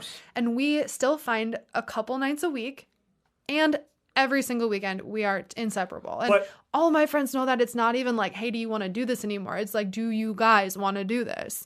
Like, it just, you, in your free time, you've made me a priority, and that's all I ask. I don't ask to take away from your work. Right. So to me, and I've had this conversation with a guy recently, and I don't remember who it was.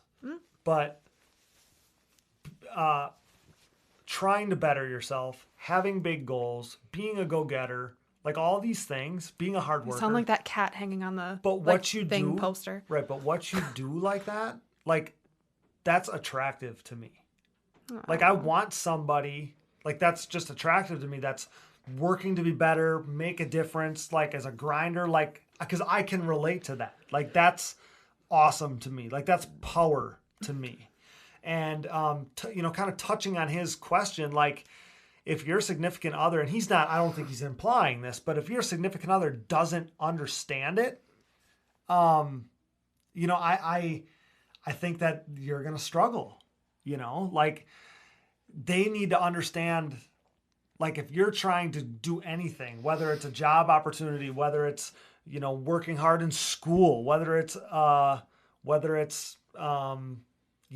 this sport, us sport, whatever, like having somebody support you Always support you wholeheartedly like that should be like natural. Yeah.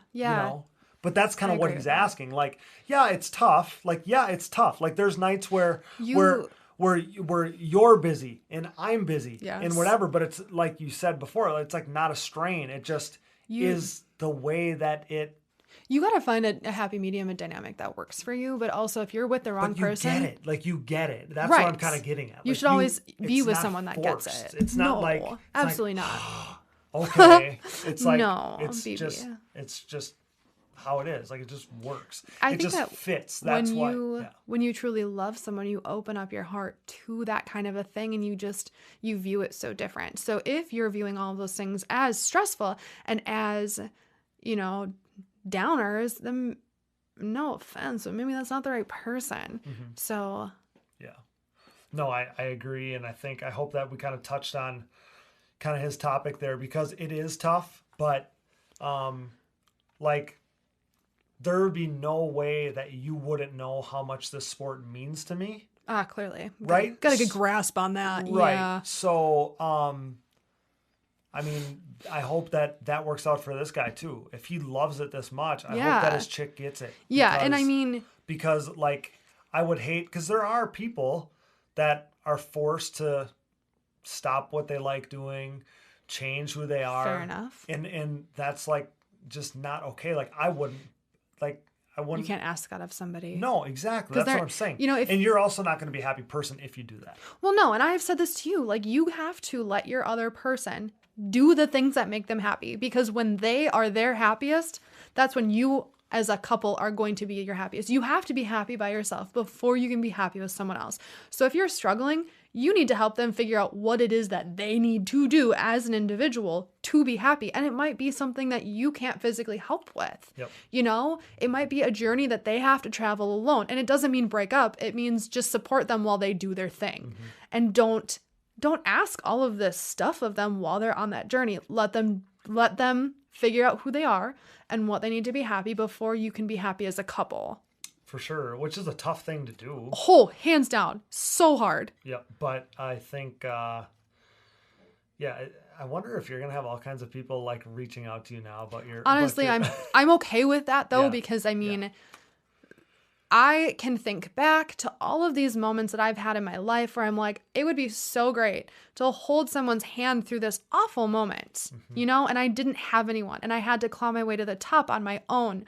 And holy crap, can I relate to so much that I'm not even sharing here. I mean, my life hasn't been all rainbows and unicorns. Obviously, I had a great upbringing and a great family that loved me. Didn't mean that I made phenomenal choices growing up. It's just life. Right. But I've been through a lot more, and I understand these things, and I think one of the biggest things that I grasp, and you've talked about this with me, is understanding how I feel and verbalizing it. And I think that learning to do that and learning yourself and how things make you feel and being able to tell people in a not so shitty way is a huge blessing to be able to have those conversations. And I mean, in my daily work, I'm having conversations that are not easy to have conversations. Exactly. About different emotions that would make 90% of our listeners a little weak in the knees.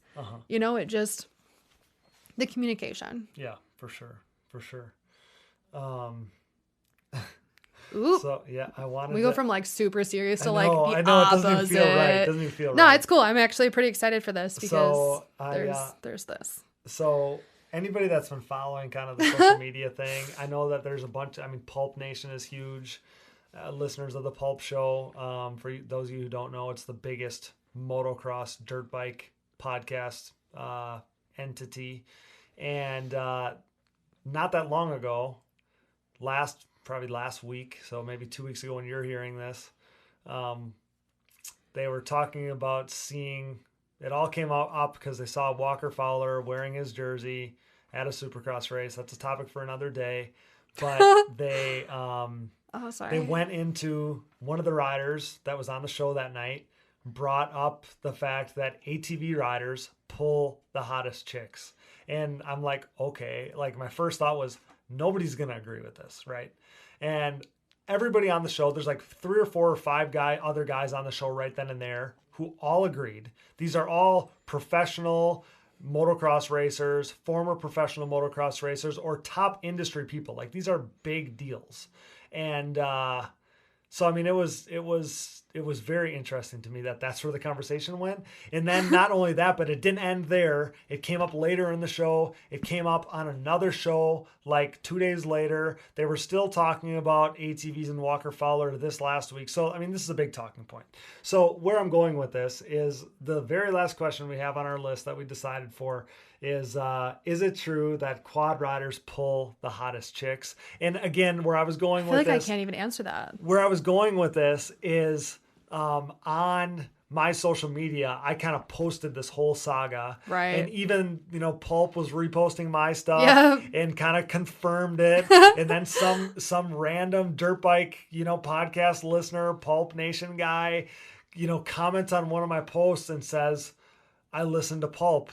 And they were right. Oh, he proved it true. Thank you, guys. Yeah, that's super sweet. He proved it true. And I had tons of people reaching out that were like, hell yeah, brother. It's like, way to stand up. So in my mind, quad guys absolutely pull the hottest chicks. I think that speaking from personal experience. Right. But I couldn't believe that came up. I needed to include this question on the podcast. I wish that people knew how frequently I referred to myself as a potato.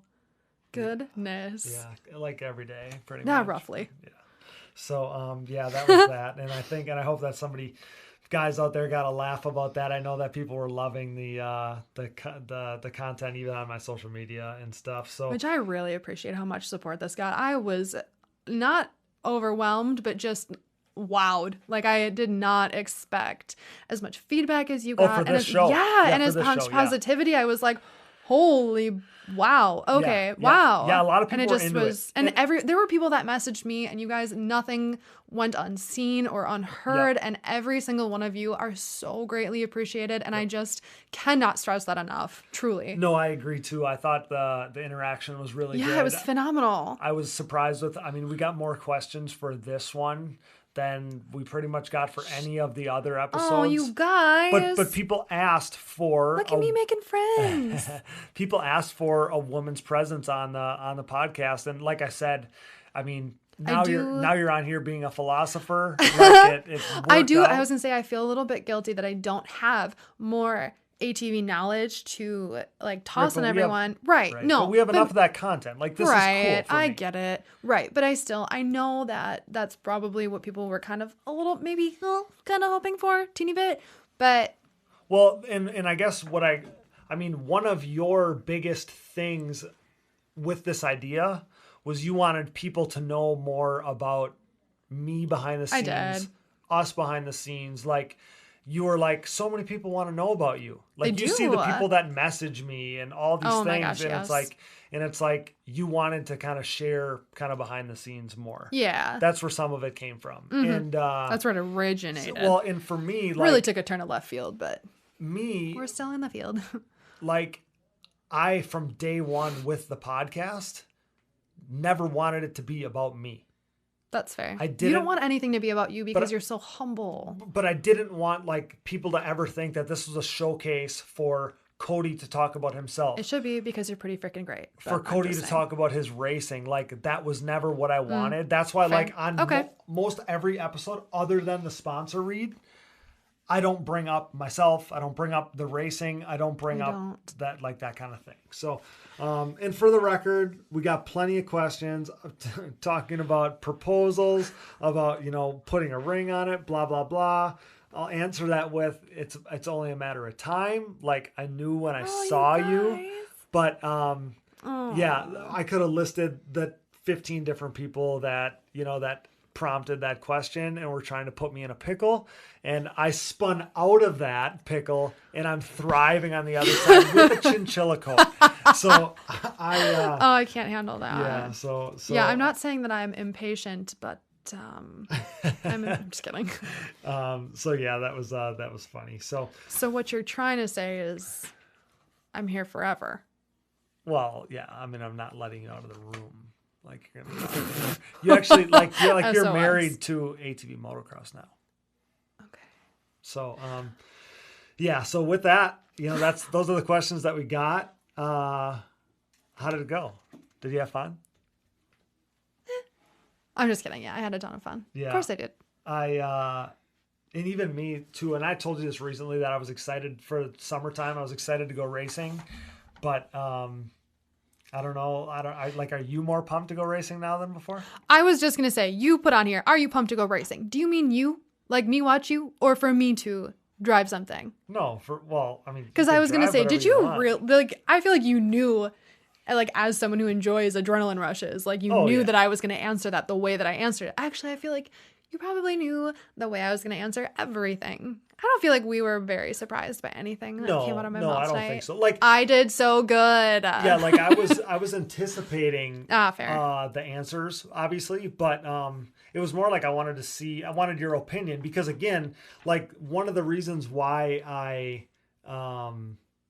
was so curious and so excited to have you on once you prompted the idea was that I wanted somebody's opinion that was green to this, right? Yeah. So yeah, that was exciting.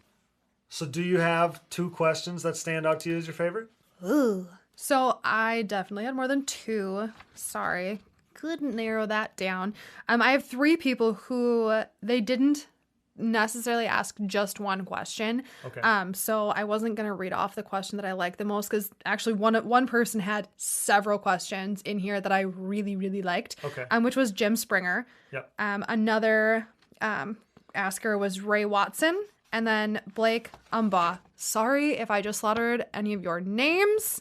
But we will be reaching out to you to get those changed. Of course. To you. Oh, yeah, Yes. for sure. I think, and again, like, we got so many questions. I wish that we could have included them all. Yes. But there was some really thoughtful, well thought out, really, kind of some really, really good questions there. So, again, which we so full-heartedly appreciate. Absolutely. I think very grateful for all the people that participated. I hoped you liked a little bit different content here. And, again, like we'll get in touch with those guys. We'll get you those changed. Congrats on the winners. But again, thank you for everybody that participated. Thank you to DID for their support of the podcast and hooking you guys up. So without you guys, we wouldn't be able to do this. We wouldn't be able to do the show, bring this kind of content. Hopefully that there's people out there that benefit from all the good things that you had to say.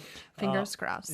Yeah. I mean, again, like that wasn't initially where I intended the podcast to go, but that's even better for me. I'd rather I'd rather do that than talk about myself. Not mad. So yeah, that's good. Not mad at all. So yeah, but you enjoyed it? Like you had fun? I did. Okay. Of good, course. Good. I think, again, you're going to have made some friends and maybe some fans along the way here. So, what's your @ on Instagram for people that need, some direction? Well, need some, so numero uno, I'm on your page. You have me in your bio, which I'm right there, but it's @ Brooke with an E, Brooke, Katherine, Katherine 24. Perfect. That's my Insta. Yeah, there's going to be people, like I said, you just have so much good to give to the world. I like including that just in case there's somebody out there that, needs a little pick me up, needs some different perspective because from day one you were that for me. So, I think I'm ready to ugly cry now. You got a lot of good to give. So, thanks again for doing this, babe. I'm glad that you came up with the idea. It kind of hybrided into something that I didn't know it was going to be. It really did. It took a few twists and turns. Yeah, no, it was a lot of fun. I know yesterday you were stressing about it, so I hope that it was. That's yes. I hope it was not as stressful as you thought, because that's not what it's about. It should be a conversation, and again, it was a lot of fun. So I just didn't want to let all of my new friends down. That's all. Now we're gonna have to bring you in to start breaking down racing. Let's see how this goes. I mean. Yeah, easy. Let's take that first step, not sprint the whole mile. I'm just kidding. I'm ready. I'm actually really ready. I'm excited to go racing for sure. I'm ready to watch you. Yeah, I'm excited. I'm excited to share that that with you because you're gonna get bit by the bug too. Like it happens to everybody. So I'm ready for the sickness. Thanks again, babe. I love you. And Love you too. That's a wrap. Bye. Before we get to your questions, we'll get right back to the show. But now, a quick word from our sponsors. And now, please stand up and make some noise for our title sponsor, CST Tires. CST Tires and their Pulse MXR tire have completely overtaken the ATV market. Used by Thomas Brown to clinch a third straight Quad Cross of Nations title, by Nick Janusa as he dominated the Montreal Supercross, and myself, Cody Jansen, as I rode my Pulse MXR fronts and white label soft compound rears to a 2019 national championship in the junior 25 plus class. The Pulse MXR tire, available in soft and standard compounds, offers the highest level of traction, most predictable cornering, and superior wear characteristics than the competition. Join the takeover or prepare to be beat by someone who did. CST Tires, where passion meets the ground. Check them out at csttires.com today.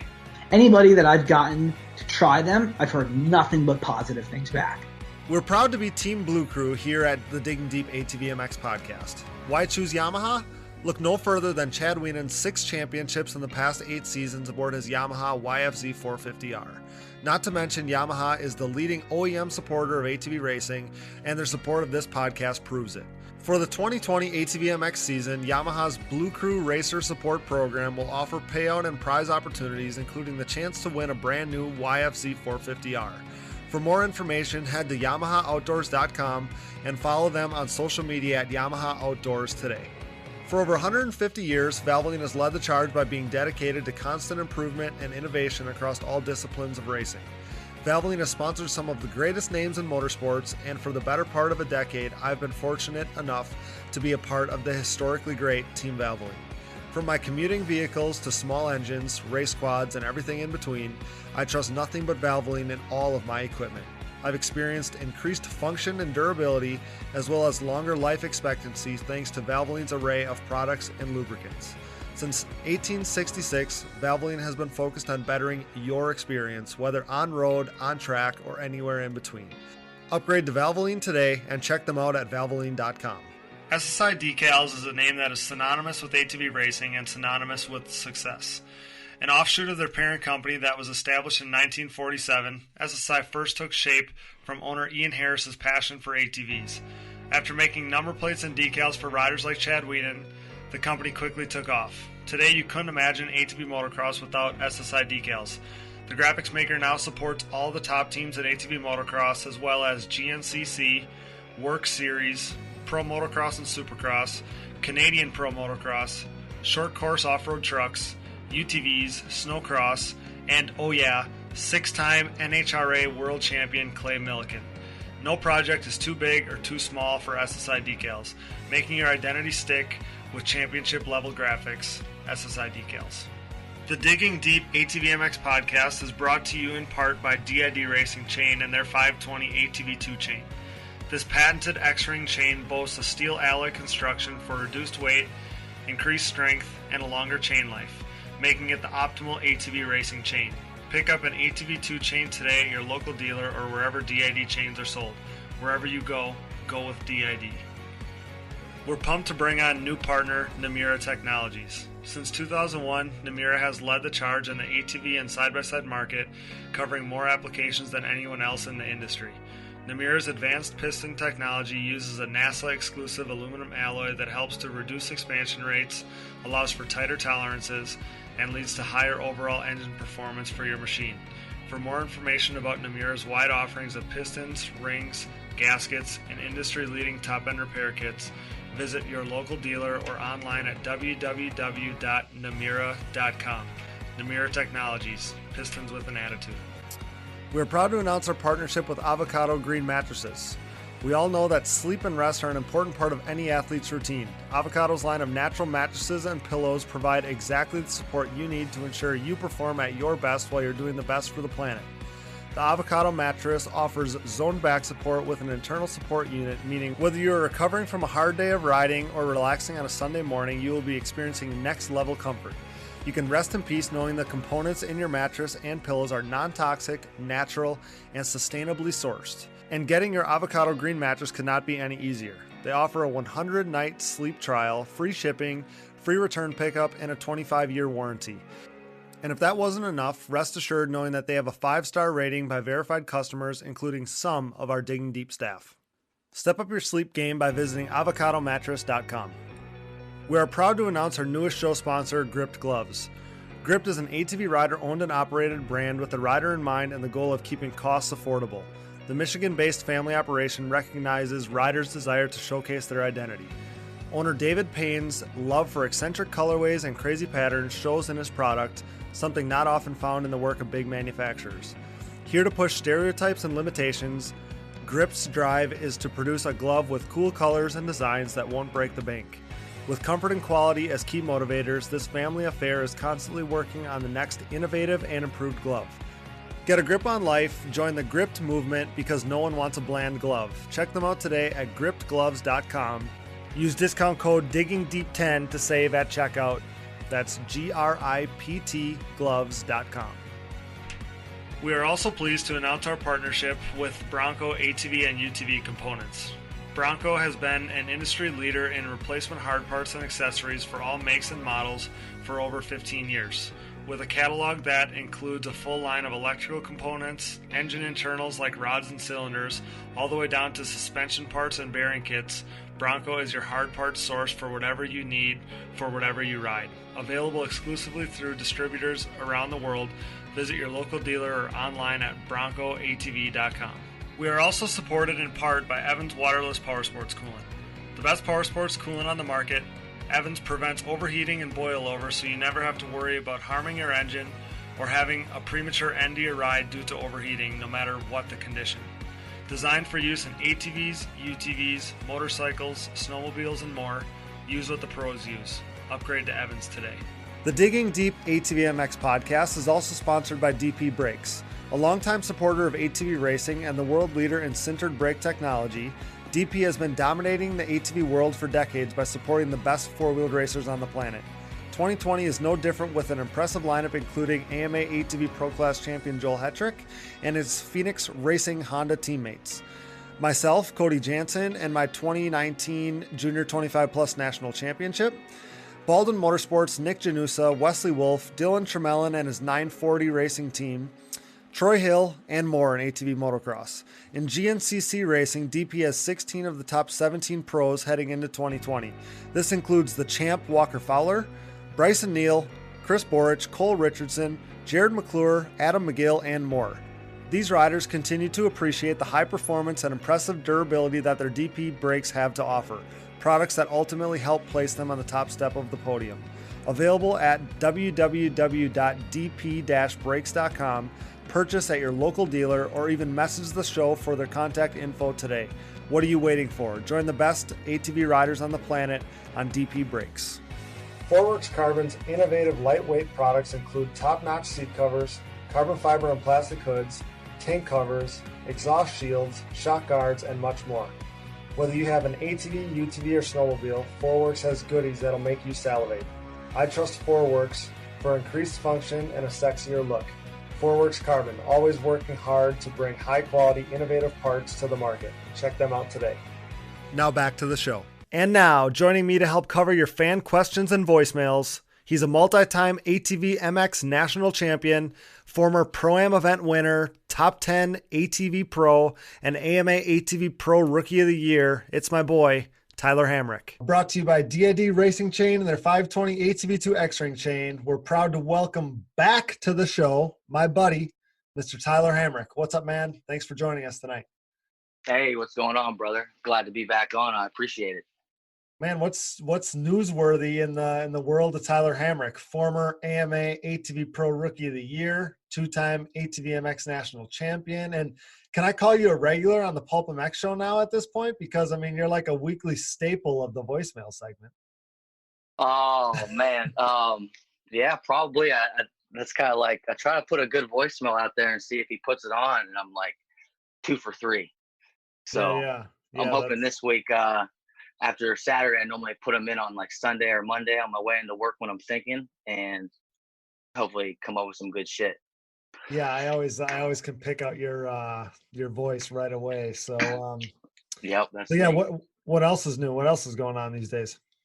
Not much. Just living or laying low. I'm unemployed right now, the weather, so I do some side work here and there, and trying to just golf when I can. Really, I'm addicted to golf now, so I hit the indoor simulators like once a week. I was golfing like Christmas Eve outside. I was walking 9, so I've been like golfing in the snow like crazy. Dang, I as, would have as never. weird as that to sound.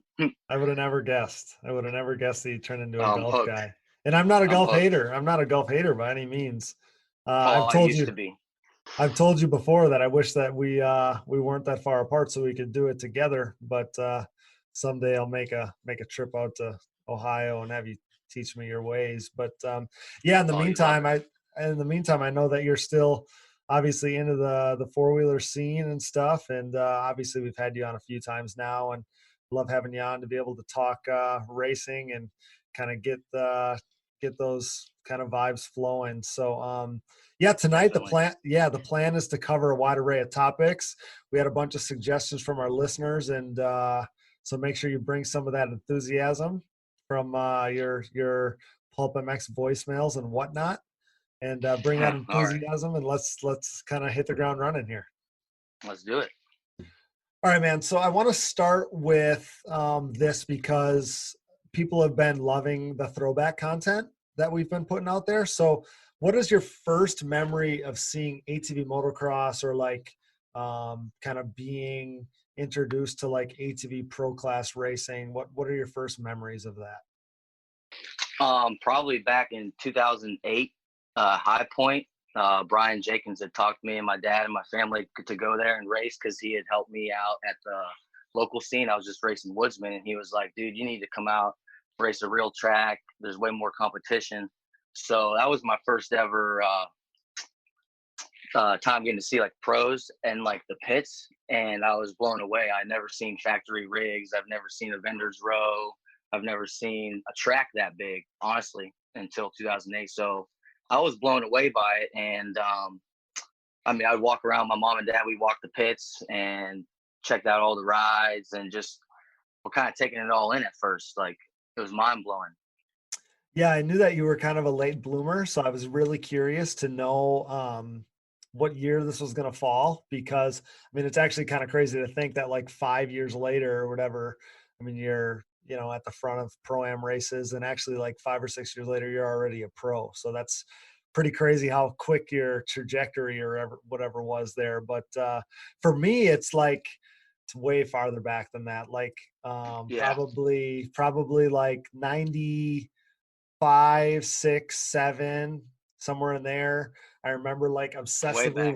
I remember obsessively watching like the old like VHS videos of the GNC days, and watching we talked about this on a previous podcast. I don't remember who I was talking to at the time, but me like literally watching like the TT segments of these because those were my favorite at the time, of these VHS tapes, and then like hitting the rewind button and then like watching them again. And I remember like the old Wavos videos, the first ones that showed that stuff. And I remember there was a video called Foreplay that was like all old school, like 250R, stuff and whatever. So I remember that. And then I remember like 99, maybe 99, 2000, 2001, something in there was my first time seeing a pro in person ride. And it was Doug Gust came to a local race by us, and it was like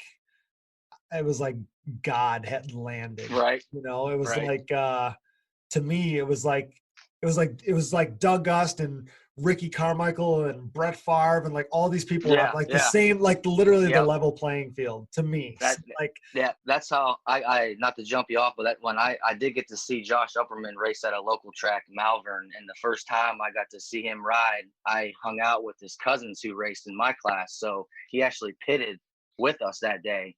And that was like, I thought that was like he was a celebrity. And he was Josh Upperman on a Kawasaki back okay. in those years. So Yeah. Like 2007-ish. yeah, maybe that was, yeah. So I probably seen him in 2007, and I just thought, like, I've never seen anyone go that fast, like that style, and like instantly right there, like how cool he was to me. Like, he was my favorite rider, like right off the rip. So that was pretty badass to see him ride in person. I would never forget that. And then it wasn't, I mean, it was a number of years later and you were on a t-shirt with him, an event shirt. So that's pretty cool. Yeah. Yeah. So yeah, and that's what makes it pretty cool. Like he was my first ever pro autograph, and he signed the Maple Shade shirt that he was on for that Bartosic Memorial that they used to hold. So yeah, being on the t-shirt with him really meant a big deal to me. Yeah, it's pretty cool because like it just shows that you can do anything that you like set your mind to, and it's not that it's I mean just hard work and like just get out there and Dedication. Yeah. grind and Practice. get it done. Yeah, for sure. So yeah, that's awesome. Hammy, I got to ask you then, how important is training and riding with other talented guys? I think it's super important. I think it's either it might take you from a top 5 rider to a top 3 or the man, you know? I think it's worth it not to share secrets. And if you can get along with someone who's a better rider than you or equal in talent, you can learn off each other. And you're not just staring at your bar pad trying to get to 20 minutes and then do 2 laps after. You're actually pushing yourself every day instead of just going through the motions. Yeah, I agree. So I think that's definitely key. And I think some of the guys like, I don't know, that are striving to get to where like Joel and Chad and Thomas are, if they have a chance to link up with someone that can ride, do it and ask questions. Well, I think I mean, look at Brandon Hogue. He's a perfect example. Yeah, exactly. I think for all the time he spent with Joel last year really paid off.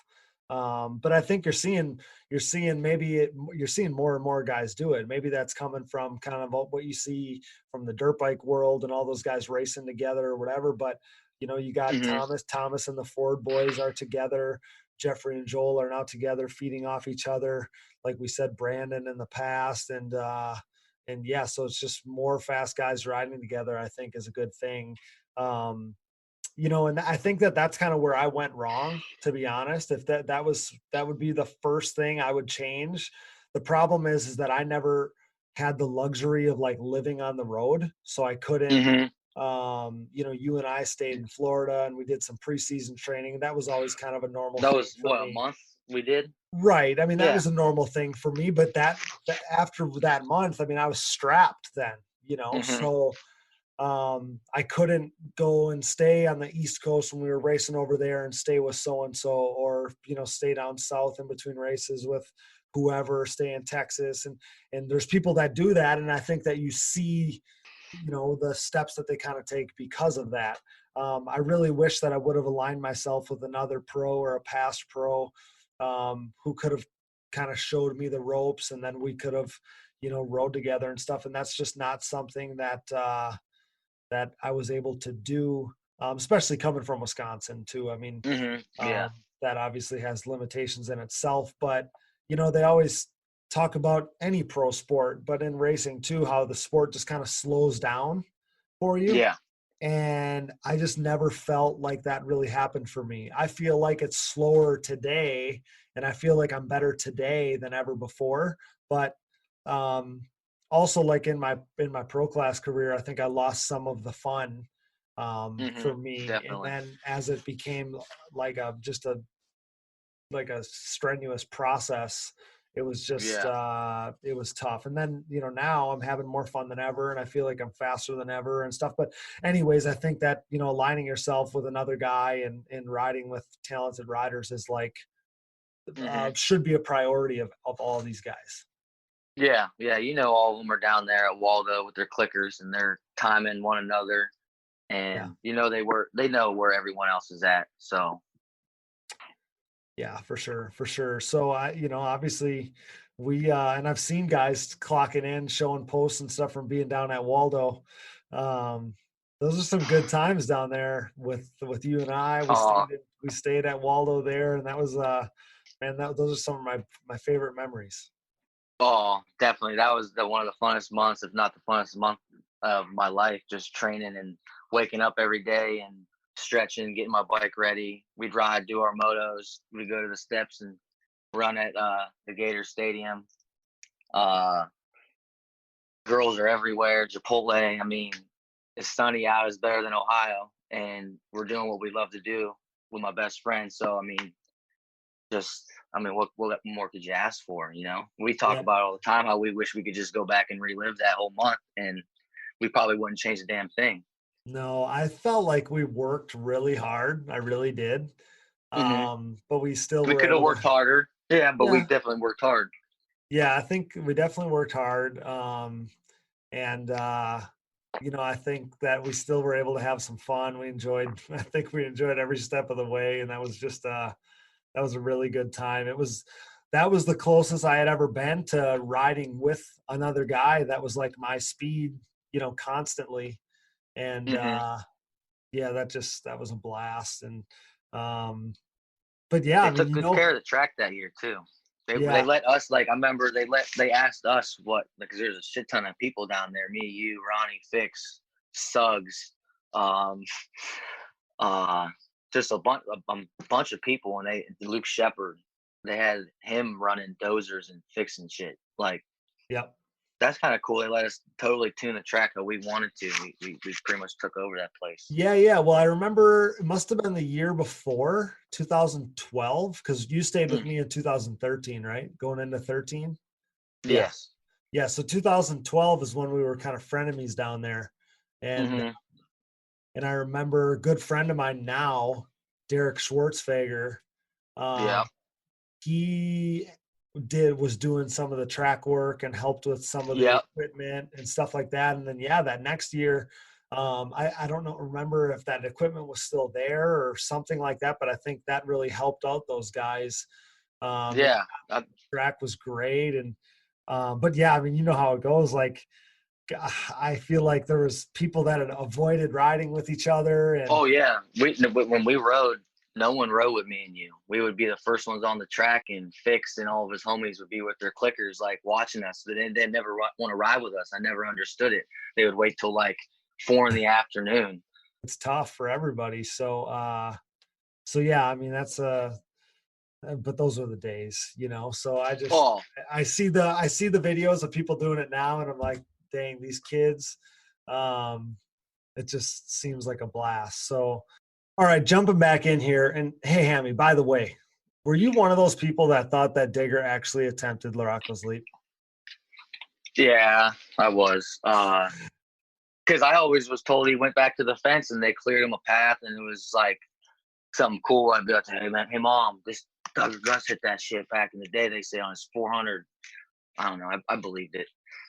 There was a lot of rumors swirling around as that interview was nearing. I know, when I heard him say that, I was so disappointed. I was really hoping he'd say yes, and he even I just felt like a dummy. He even said, he's like, oh, I hate to let everybody down, but I know that. Yeah, but he let me down.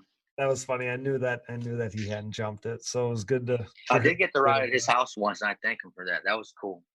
Yeah, I got to do that a lot when I was younger too, and it was like I said, it was like, I don't know, like riding at some top crazy secret. Like, he was like my number one hero, so it was crazy. I just remember being on a blaster, and his jumps were so crazy big to me, because like the stuff was really big then. It was like at its biggest point. And like, I just remember it being peaky and a little sketchy to like little chubby Cody. And yeah, I was like scared of that stuff, but no, it was a blast. Yeah, it was definitely a good time. I remember we were waiting in between like motos, and he flew a plane over us, and then like an hour later I get off the track from riding, and he's sitting there talking to everyone. I was like, that's pretty cool. Yeah, I love that pretty guy. badass. I love that guy. So yeah, let's jump into another question here. Cole wants to know how he can get faster without a track nearby where he lives. You got any advice for him? Put gas in the truck and go. Okay. No, I'm playing. Well, other than that, that's obvious. I'm just playing, Cole. Go to the gym, work out. Maybe I was actually thought about this on my way home. Get yourself a figure 8 track at home. Go into the woods, or where you got some open land, and make yourself a figure 8 track.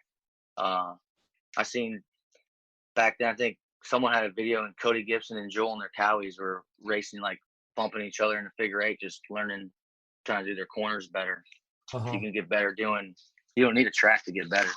No, I agree.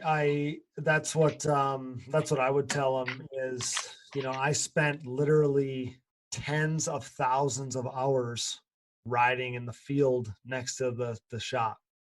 And, first it was just in circles, and then it was like a little course, and then I got a couple little rollers, and then I got 2 little tabletops, and that became just like a nice little track. But I mean, any riding, any time on any seat time is good. And, and I think that like, if you can kind of master your corners and stuff like that translates to every kind of track, every kind of condition all across the board. So, there's like never any excuse, just because there's not a track, just down the road, that shouldn't stop anybody, especially if it's what you love to do, Go get some orange cones. It's just like practicing your driving test or basketball drills or whatever. Just go get some cones and have your mom or dad go out there and absolutely practice holding the throttle going into a corner. Absolutely. So yeah, never an excuse, and just always get out there, enjoy what you're doing, and you can always get better no matter what you're working with. So yeah, let's we got a couple voicemails that we're gonna use here. Let's see if we can't get this thing going. Hey, what's up, Digging Deep? Just had some questions about turning. Actually, I see sometimes some of the pros, they'll do like a little let's call it an offset move. Let's say they got a left-hand turn coming up. It could be tight or kind of a little bit of a sweeper. But anyways, they'll do like a little jog where they go right first, and I guess that's probably to initiate the drift. But potentially maybe you have to explain some of that, where they do like a little push off on that, maybe that inside peg or that outside peg even, to get their body in position. I was curious, what you always see everybody jumping, when you see footage or whatever, or you might see a battle between 2 riders, but cornering, I think, is a huge thing that a lot of us as amateurs, maybe we don't get to see the footage, or maybe there's no like training videos that you can watch on that stuff. But maybe that's something you guys can touch on when you guys have an episode. My name's Dexter Davis. I'm calling from Colorado. The B-Class series champions for the last season out here in Colorado doing tri-state. So thanks. All right, that's Dexter Davis. He's asking about some kind of specialty cornering. I'll let kind of Hammy start here. So what are you thinking after hearing that voicemail, pal? I think he's definitely in the right direction. That when say we're going left and he's talking about us going right for a split second, and it is to initiate that what did he say, the drift or the rear end kicking out. And for me at least, I always try to go wide and then cut in. So my thing was always, it's all like in the hips, I guess. If you could turn your handlebars, jerk your hips, and get on to that side of the peg where you're turning, that us going right and then left is just helping that rear end kick and get it to where we want to go. And it's just not only like the feet placement or like where your feet are on the pegs, it's how fast you're coming into the corner, your throttle control, your clutch, all that all into one at the same time in like a split second. So yeah, I think that like what he's talking about is in a fast kind of corner with no ruts. Right. And that's the kind of corner that he's talking about. I think that you're right on point, kind of initiating that little bit of a drift or a slide. The other thing too is the broader you can kind of make a corner, the less of an apex there is, and that ultimately get back on the gas fast. Exactly, that ultimately is going to make you go faster through that corner. So that little bit of a jog out subconsciously is also widening that corner for you a little bit, thus making that apex not quite so abrupt, and that's going to keep your speed momentum up. Absolutely, but it's really a feel thing. It is. Yeah, it's definitely a feel. It's a feel thing. And if you're going faster and faster and faster into your corners, it's going to be something that you might even just subconsciously start, because that's how all of us get to that point, is just pushing that corner, pushing that corner, and you start to compensate by feel to make it so that quad is going to stick and it's going to, do what you want it to do. So Yeah. great question there. Yeah, I love that question. But yeah, awesome question there. But yeah, it's one of those things. Just keep pushing those corners and try different lines going into corners too. Of course. Yeah. I mean, anytime, like I said, you can kind of broaden that apex. That's a good thing. So we got another voicemail here. Hopefully we can get going. Yeah, I was kind of wanting to get, insider opinion in terms of why most of the factories are kind of backing out in terms of support and involvement with the sport, and what you guys think it would take for them to kind of turn it around and have a lot of big manufacturers there and supporting and developing products for the sport. Thank you. All right. So I will say, like, if I had $1 for every time I get some kind of this question, I'd be a rich man. How do we grow the sport? In my personal opinion, it starts on a local level, right? Like, local racing must grow for the ATV scene to be able to grow. I mean, like, if I have a kid, it's going to be hard to justify buying an ATV because there's so limited tracks and events to attend and stuff like that. So that's just plain and simple. The other thing too is, like, there's people that are thinking that it's all, they almost take it personally.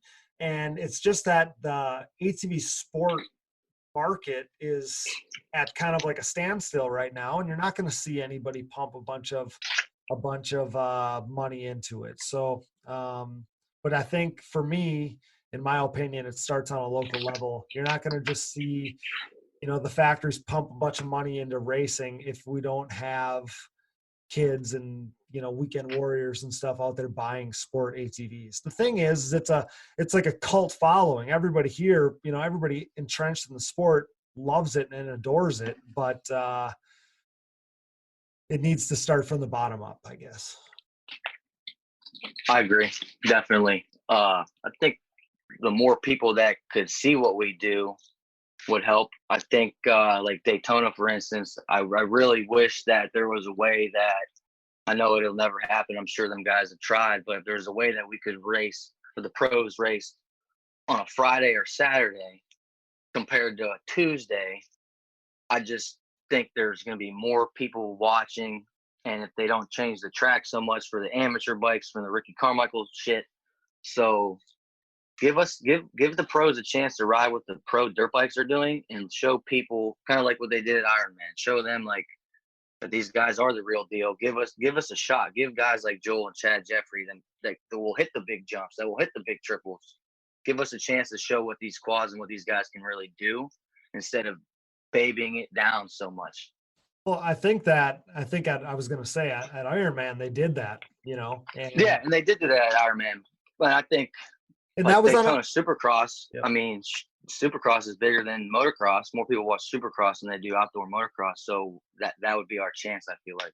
Yeah, I think that, but I will say, like, again, like, the Ironman thing was really good for ATV motocross, and it was on a Friday, so it was just the day before the bike race. All the bike guys were, a lot of the bike guys were there watching and, kind of in tune with what was going on. All the people that aren't ATV motocross people were impressed by the jumps that these guys were hitting. And like I said at the time, and I'll say it again, I don't know that anything changes for ATV motocross because of that event, but ATV motocross was cooler as a whole after that event because of what those guys showed. So, yeah, I mean, that's a really complex question, but again, it's not going to happen overnight. It's not going to happen overnight. And this is ever changing. It really is. The sport has been ever changing for the last, 30 plus years, but, it's just one of those things, like I said, that I truly believe has to start from the bottom up. What else you got, man? What else do I got? I might be at the Daytona ATV Supercross March 10th. I'm going there to watch the bikes race on Saturday. So I think I'm going to stick around and watch the quads, catch up with a few people, a few faces I haven't seen in a while. Yeah, we'll have to have you. I'm really looking forward to that. We'll have to have you cover the event for us. Let's do it. Give me a mic. All right. Yeah, we can do that. Mm-hmm. Yeah, man. If that's all you got, then yeah, I definitely want to get you in around that time where whether it's right before Daytona, but we pretty much covered though our expectations. So maybe we'll have to get you in kind of after Daytona and tell us what you saw if you're going to be down there. Yeah, that would be sweet. I really would like to. It's hard not being there like you guys are and seeing. And I know people might think, well, how is he talking about the races? But I mean, I do somewhat know what I'm talking about. I'm just not there all the time or anymore. Well, so you follow it. Yeah, I follow it. I follow it every day. And then you've lived it too, where you have experience that other people don't have. So I think if I could get down there and watch some races, talk to some pros and some old friends, and I think that'd be pretty sweet. I'm looking forward to that. Yeah, man. Well, we'd love to. Let's plan on it. We'll have you in after Daytona to kind of talk about it. And yeah, I really appreciate your time again today. It's awesome to talk racing with my buddy. And I'm still pissed about when you kind of cheap shotted me at Daytona there and stole the top 10 spot from me because we were getting lapped. But yeah, that's water under the bridge for now. I planned all of it. I planned all of that. Who was that? In my helmet, in my helmet, when the tally went by, we were like 10 feet away. I knew, I was like, he's gonna get over, and I'm going by. I loved it. You're freaking. Because I'll tell you what, I know. And to be real, if I would have got 11th, I would have been pissed the entire way. I was so mad when I came off the racetrack. I only got $200 for that day, so don't feel bad. I don't care, but I did get top 3 in the heat, so I was like, I'm still pumped. That was cooler. Yeah, your name got said more of that heat race than mine did. I was the only guy that started on the back. Like, that was embarrassing. Yeah. I forgot about that. There was 15 gates, and the 16th guy had 16-1. I was like, that's another thing. How do you go to an ATV motocross track and don't even got enough room on the gate for the people? That's hilarious. Maybe they'll get that figured out this year. We'll see. Right. All right, man. Hopefully. Well, thanks so much again for everything. I appreciate your time. And yeah, we'll have you back after Daytona then. Yep. Sounds like a plan to me, brother. I appreciate it. Thank you. Thanks, man. Love you. Love you too. That was so much fun. Brooke has such an infectious personality. She's so good at communicating, and I just love that about her. I love her perspective, and I always love some good bench racing with my boy. This was a fun episode for me to host for sure. Now, with both Brooke and Hammy, we could only get to some of your questions, not all of them, of course, but we thank all who participated. Again, different kind of show, but it might not have been for everyone, but we'll be back to our regular kind of content for the next episode. We'll be back to doing Daytona stuff. We got Natalie coming up, so all kinds of typical stuff, but I'm proud to bring some different content to our listeners, because if you made it to the end or if you made it through some sections of it, you're going to have enjoyed some different stuff. I think that there's going to be some people that really enjoy it, but it won't maybe have been for everybody. I want to thank our guests tonight, Tyler Hamrick and my girlfriend Brooke. I appreciate their time, and they were both perfect on the podcast, so thanks to those guys. I have to thank my producer, my brother Dallas, who is a busy man but always finds time to fit the podcast into his schedule. I appreciate that. I couldn't do it without you, Dallas. We have to thank our sponsors, CST Tires, Yamaha, thanks to Blue Crew, Valvoline, SSI Decals, DID Racing Chain, Namura Technologies, Bronco ATV and UTV Components, Evans Waterless Power Sports Coolant, Fourworks Carbon, DP Brakes, Gripped Gloves, Blenders Eyewear, Mountaineer Brand, Avocado Green Mattress, and Oats Overnight. And also a special thank you to Sunstar Sprockets, who we gifted some of our really dedicated and passionate listeners who often kind of interact with the show on social media, leave us voicemails, all kinds of stuff like that. So if you do a lot of that, you may have found yourself with a gift certificate from Sunstar Sprockets. So thanks to those guys. Thanks to all of you who participate with the show and interact with us. Sunstar reached out. They couldn't do a ton of show support, but they wanted to support us in some way. So they gave us these gift certificates. I directly just wanted to give it to, I didn't want to run any kind of giveaway. I didn't want to run a contest. I wanted to literally award it to the people who unprompted show their support for us. So that's what we did. Thanks to Sunstar Sprockets for that. And also, again, thanks to DID Racing Chain for giving us those chains to give away for the question segment with Brooke. So thanks again to them. They've been a main supporter of ours from I think they might have been the very first sponsor we had. So really appreciate them. Again, congrats to the listeners who earned themselves those chains. Congrats to those winners. And thanks to all of our sponsors. Support the brands that support our show, and don't forget to use those codes to save. And if you enjoy the show, we encourage you to donate via Patreon if it suits you. Simply visit our website, diggingdeepatvmx.com, and click the Support on Patreon button. This contribution will help to prompt continued growth and improvement of the show, and perks will be available to those who contribute, including hearing your name on the show. We greatly appreciate the support. And just a note on the Patreon thing, our most recent Patreon supporter was gifted one of those Sunstar Sprockets. So sometimes those perks just trickle down, and if we get an opportunity to do something extra for one of those Patreon supporters, that's what we did for our most recent supporter there. So support us via Patreon. That really helps us. It keeps us able to continue to grind with the show. It takes a ton of time to make it happen, but again, that's just another way you support us, and we'll do everything we can giving back to you. We kind of been using that phrase that it pays to listen to our podcast. So thanks for all of that, everybody involved. And also now available is our new show merchandise. So check out our new shirts, available in all sizes and available for purchase on our social media platforms. Shirts are $25, and all proceeds will go directly towards constant growth and improvement of the show. So view this as your opportunity to support us while getting a cool shirt in return. And remember, you can always call us with your questions, concerns, suggested topics, business inquiries, and more. Like you heard here on this show tonight, this is your chance to be a part of the show by calling our voicemail line anytime. So call us today at 920-569-3519. That's 920-569-3519. We look forward to hearing from you. And if you didn't hear your voicemail, but you left one for us, you'll probably hear it in the coming shows or the next fan question show, because we really do appreciate that. That was a lot of fun. And it's now Daytona time, guys. As we're recording this, we're only a couple days away from that, so we should be back to talk about what all happened next.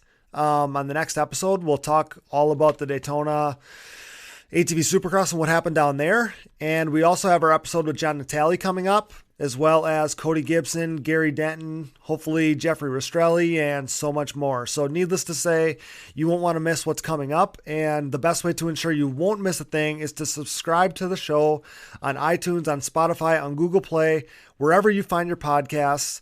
And follow the show on social media, Digging Deep ATVMX Podcast, and myself, Cody Jansen, for additional behind-the-scenes content. Keep the support coming, and we'll keep all the content coming as well. We love the screenshots showing that you're listening, so send those in, and we'll definitely be sure to keep sharing them. We really enjoy those. So again, subscribe to the show, give us a rating, tell your friends, share our post, wear our shirts. It all helps spread the word about us and grow the sport that we all love so much. And remember, the show is available to anyone at any time at diggingdeepatvmx.com.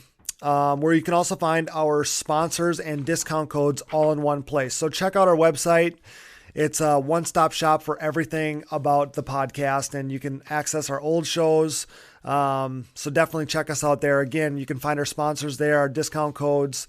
It's a very, it makes your experience better as a listener. So check us out there. With that, wishing everyone a safe and successful Daytona ATV Supercross and beyond. For Brooke, Tyler Hamrick, Dallas Jansen, and I'm your host, Cody Jansen.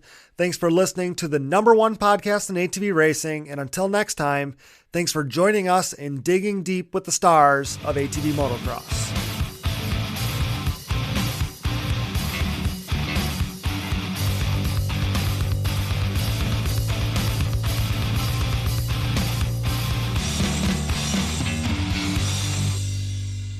you don't chew Big Red, then what the?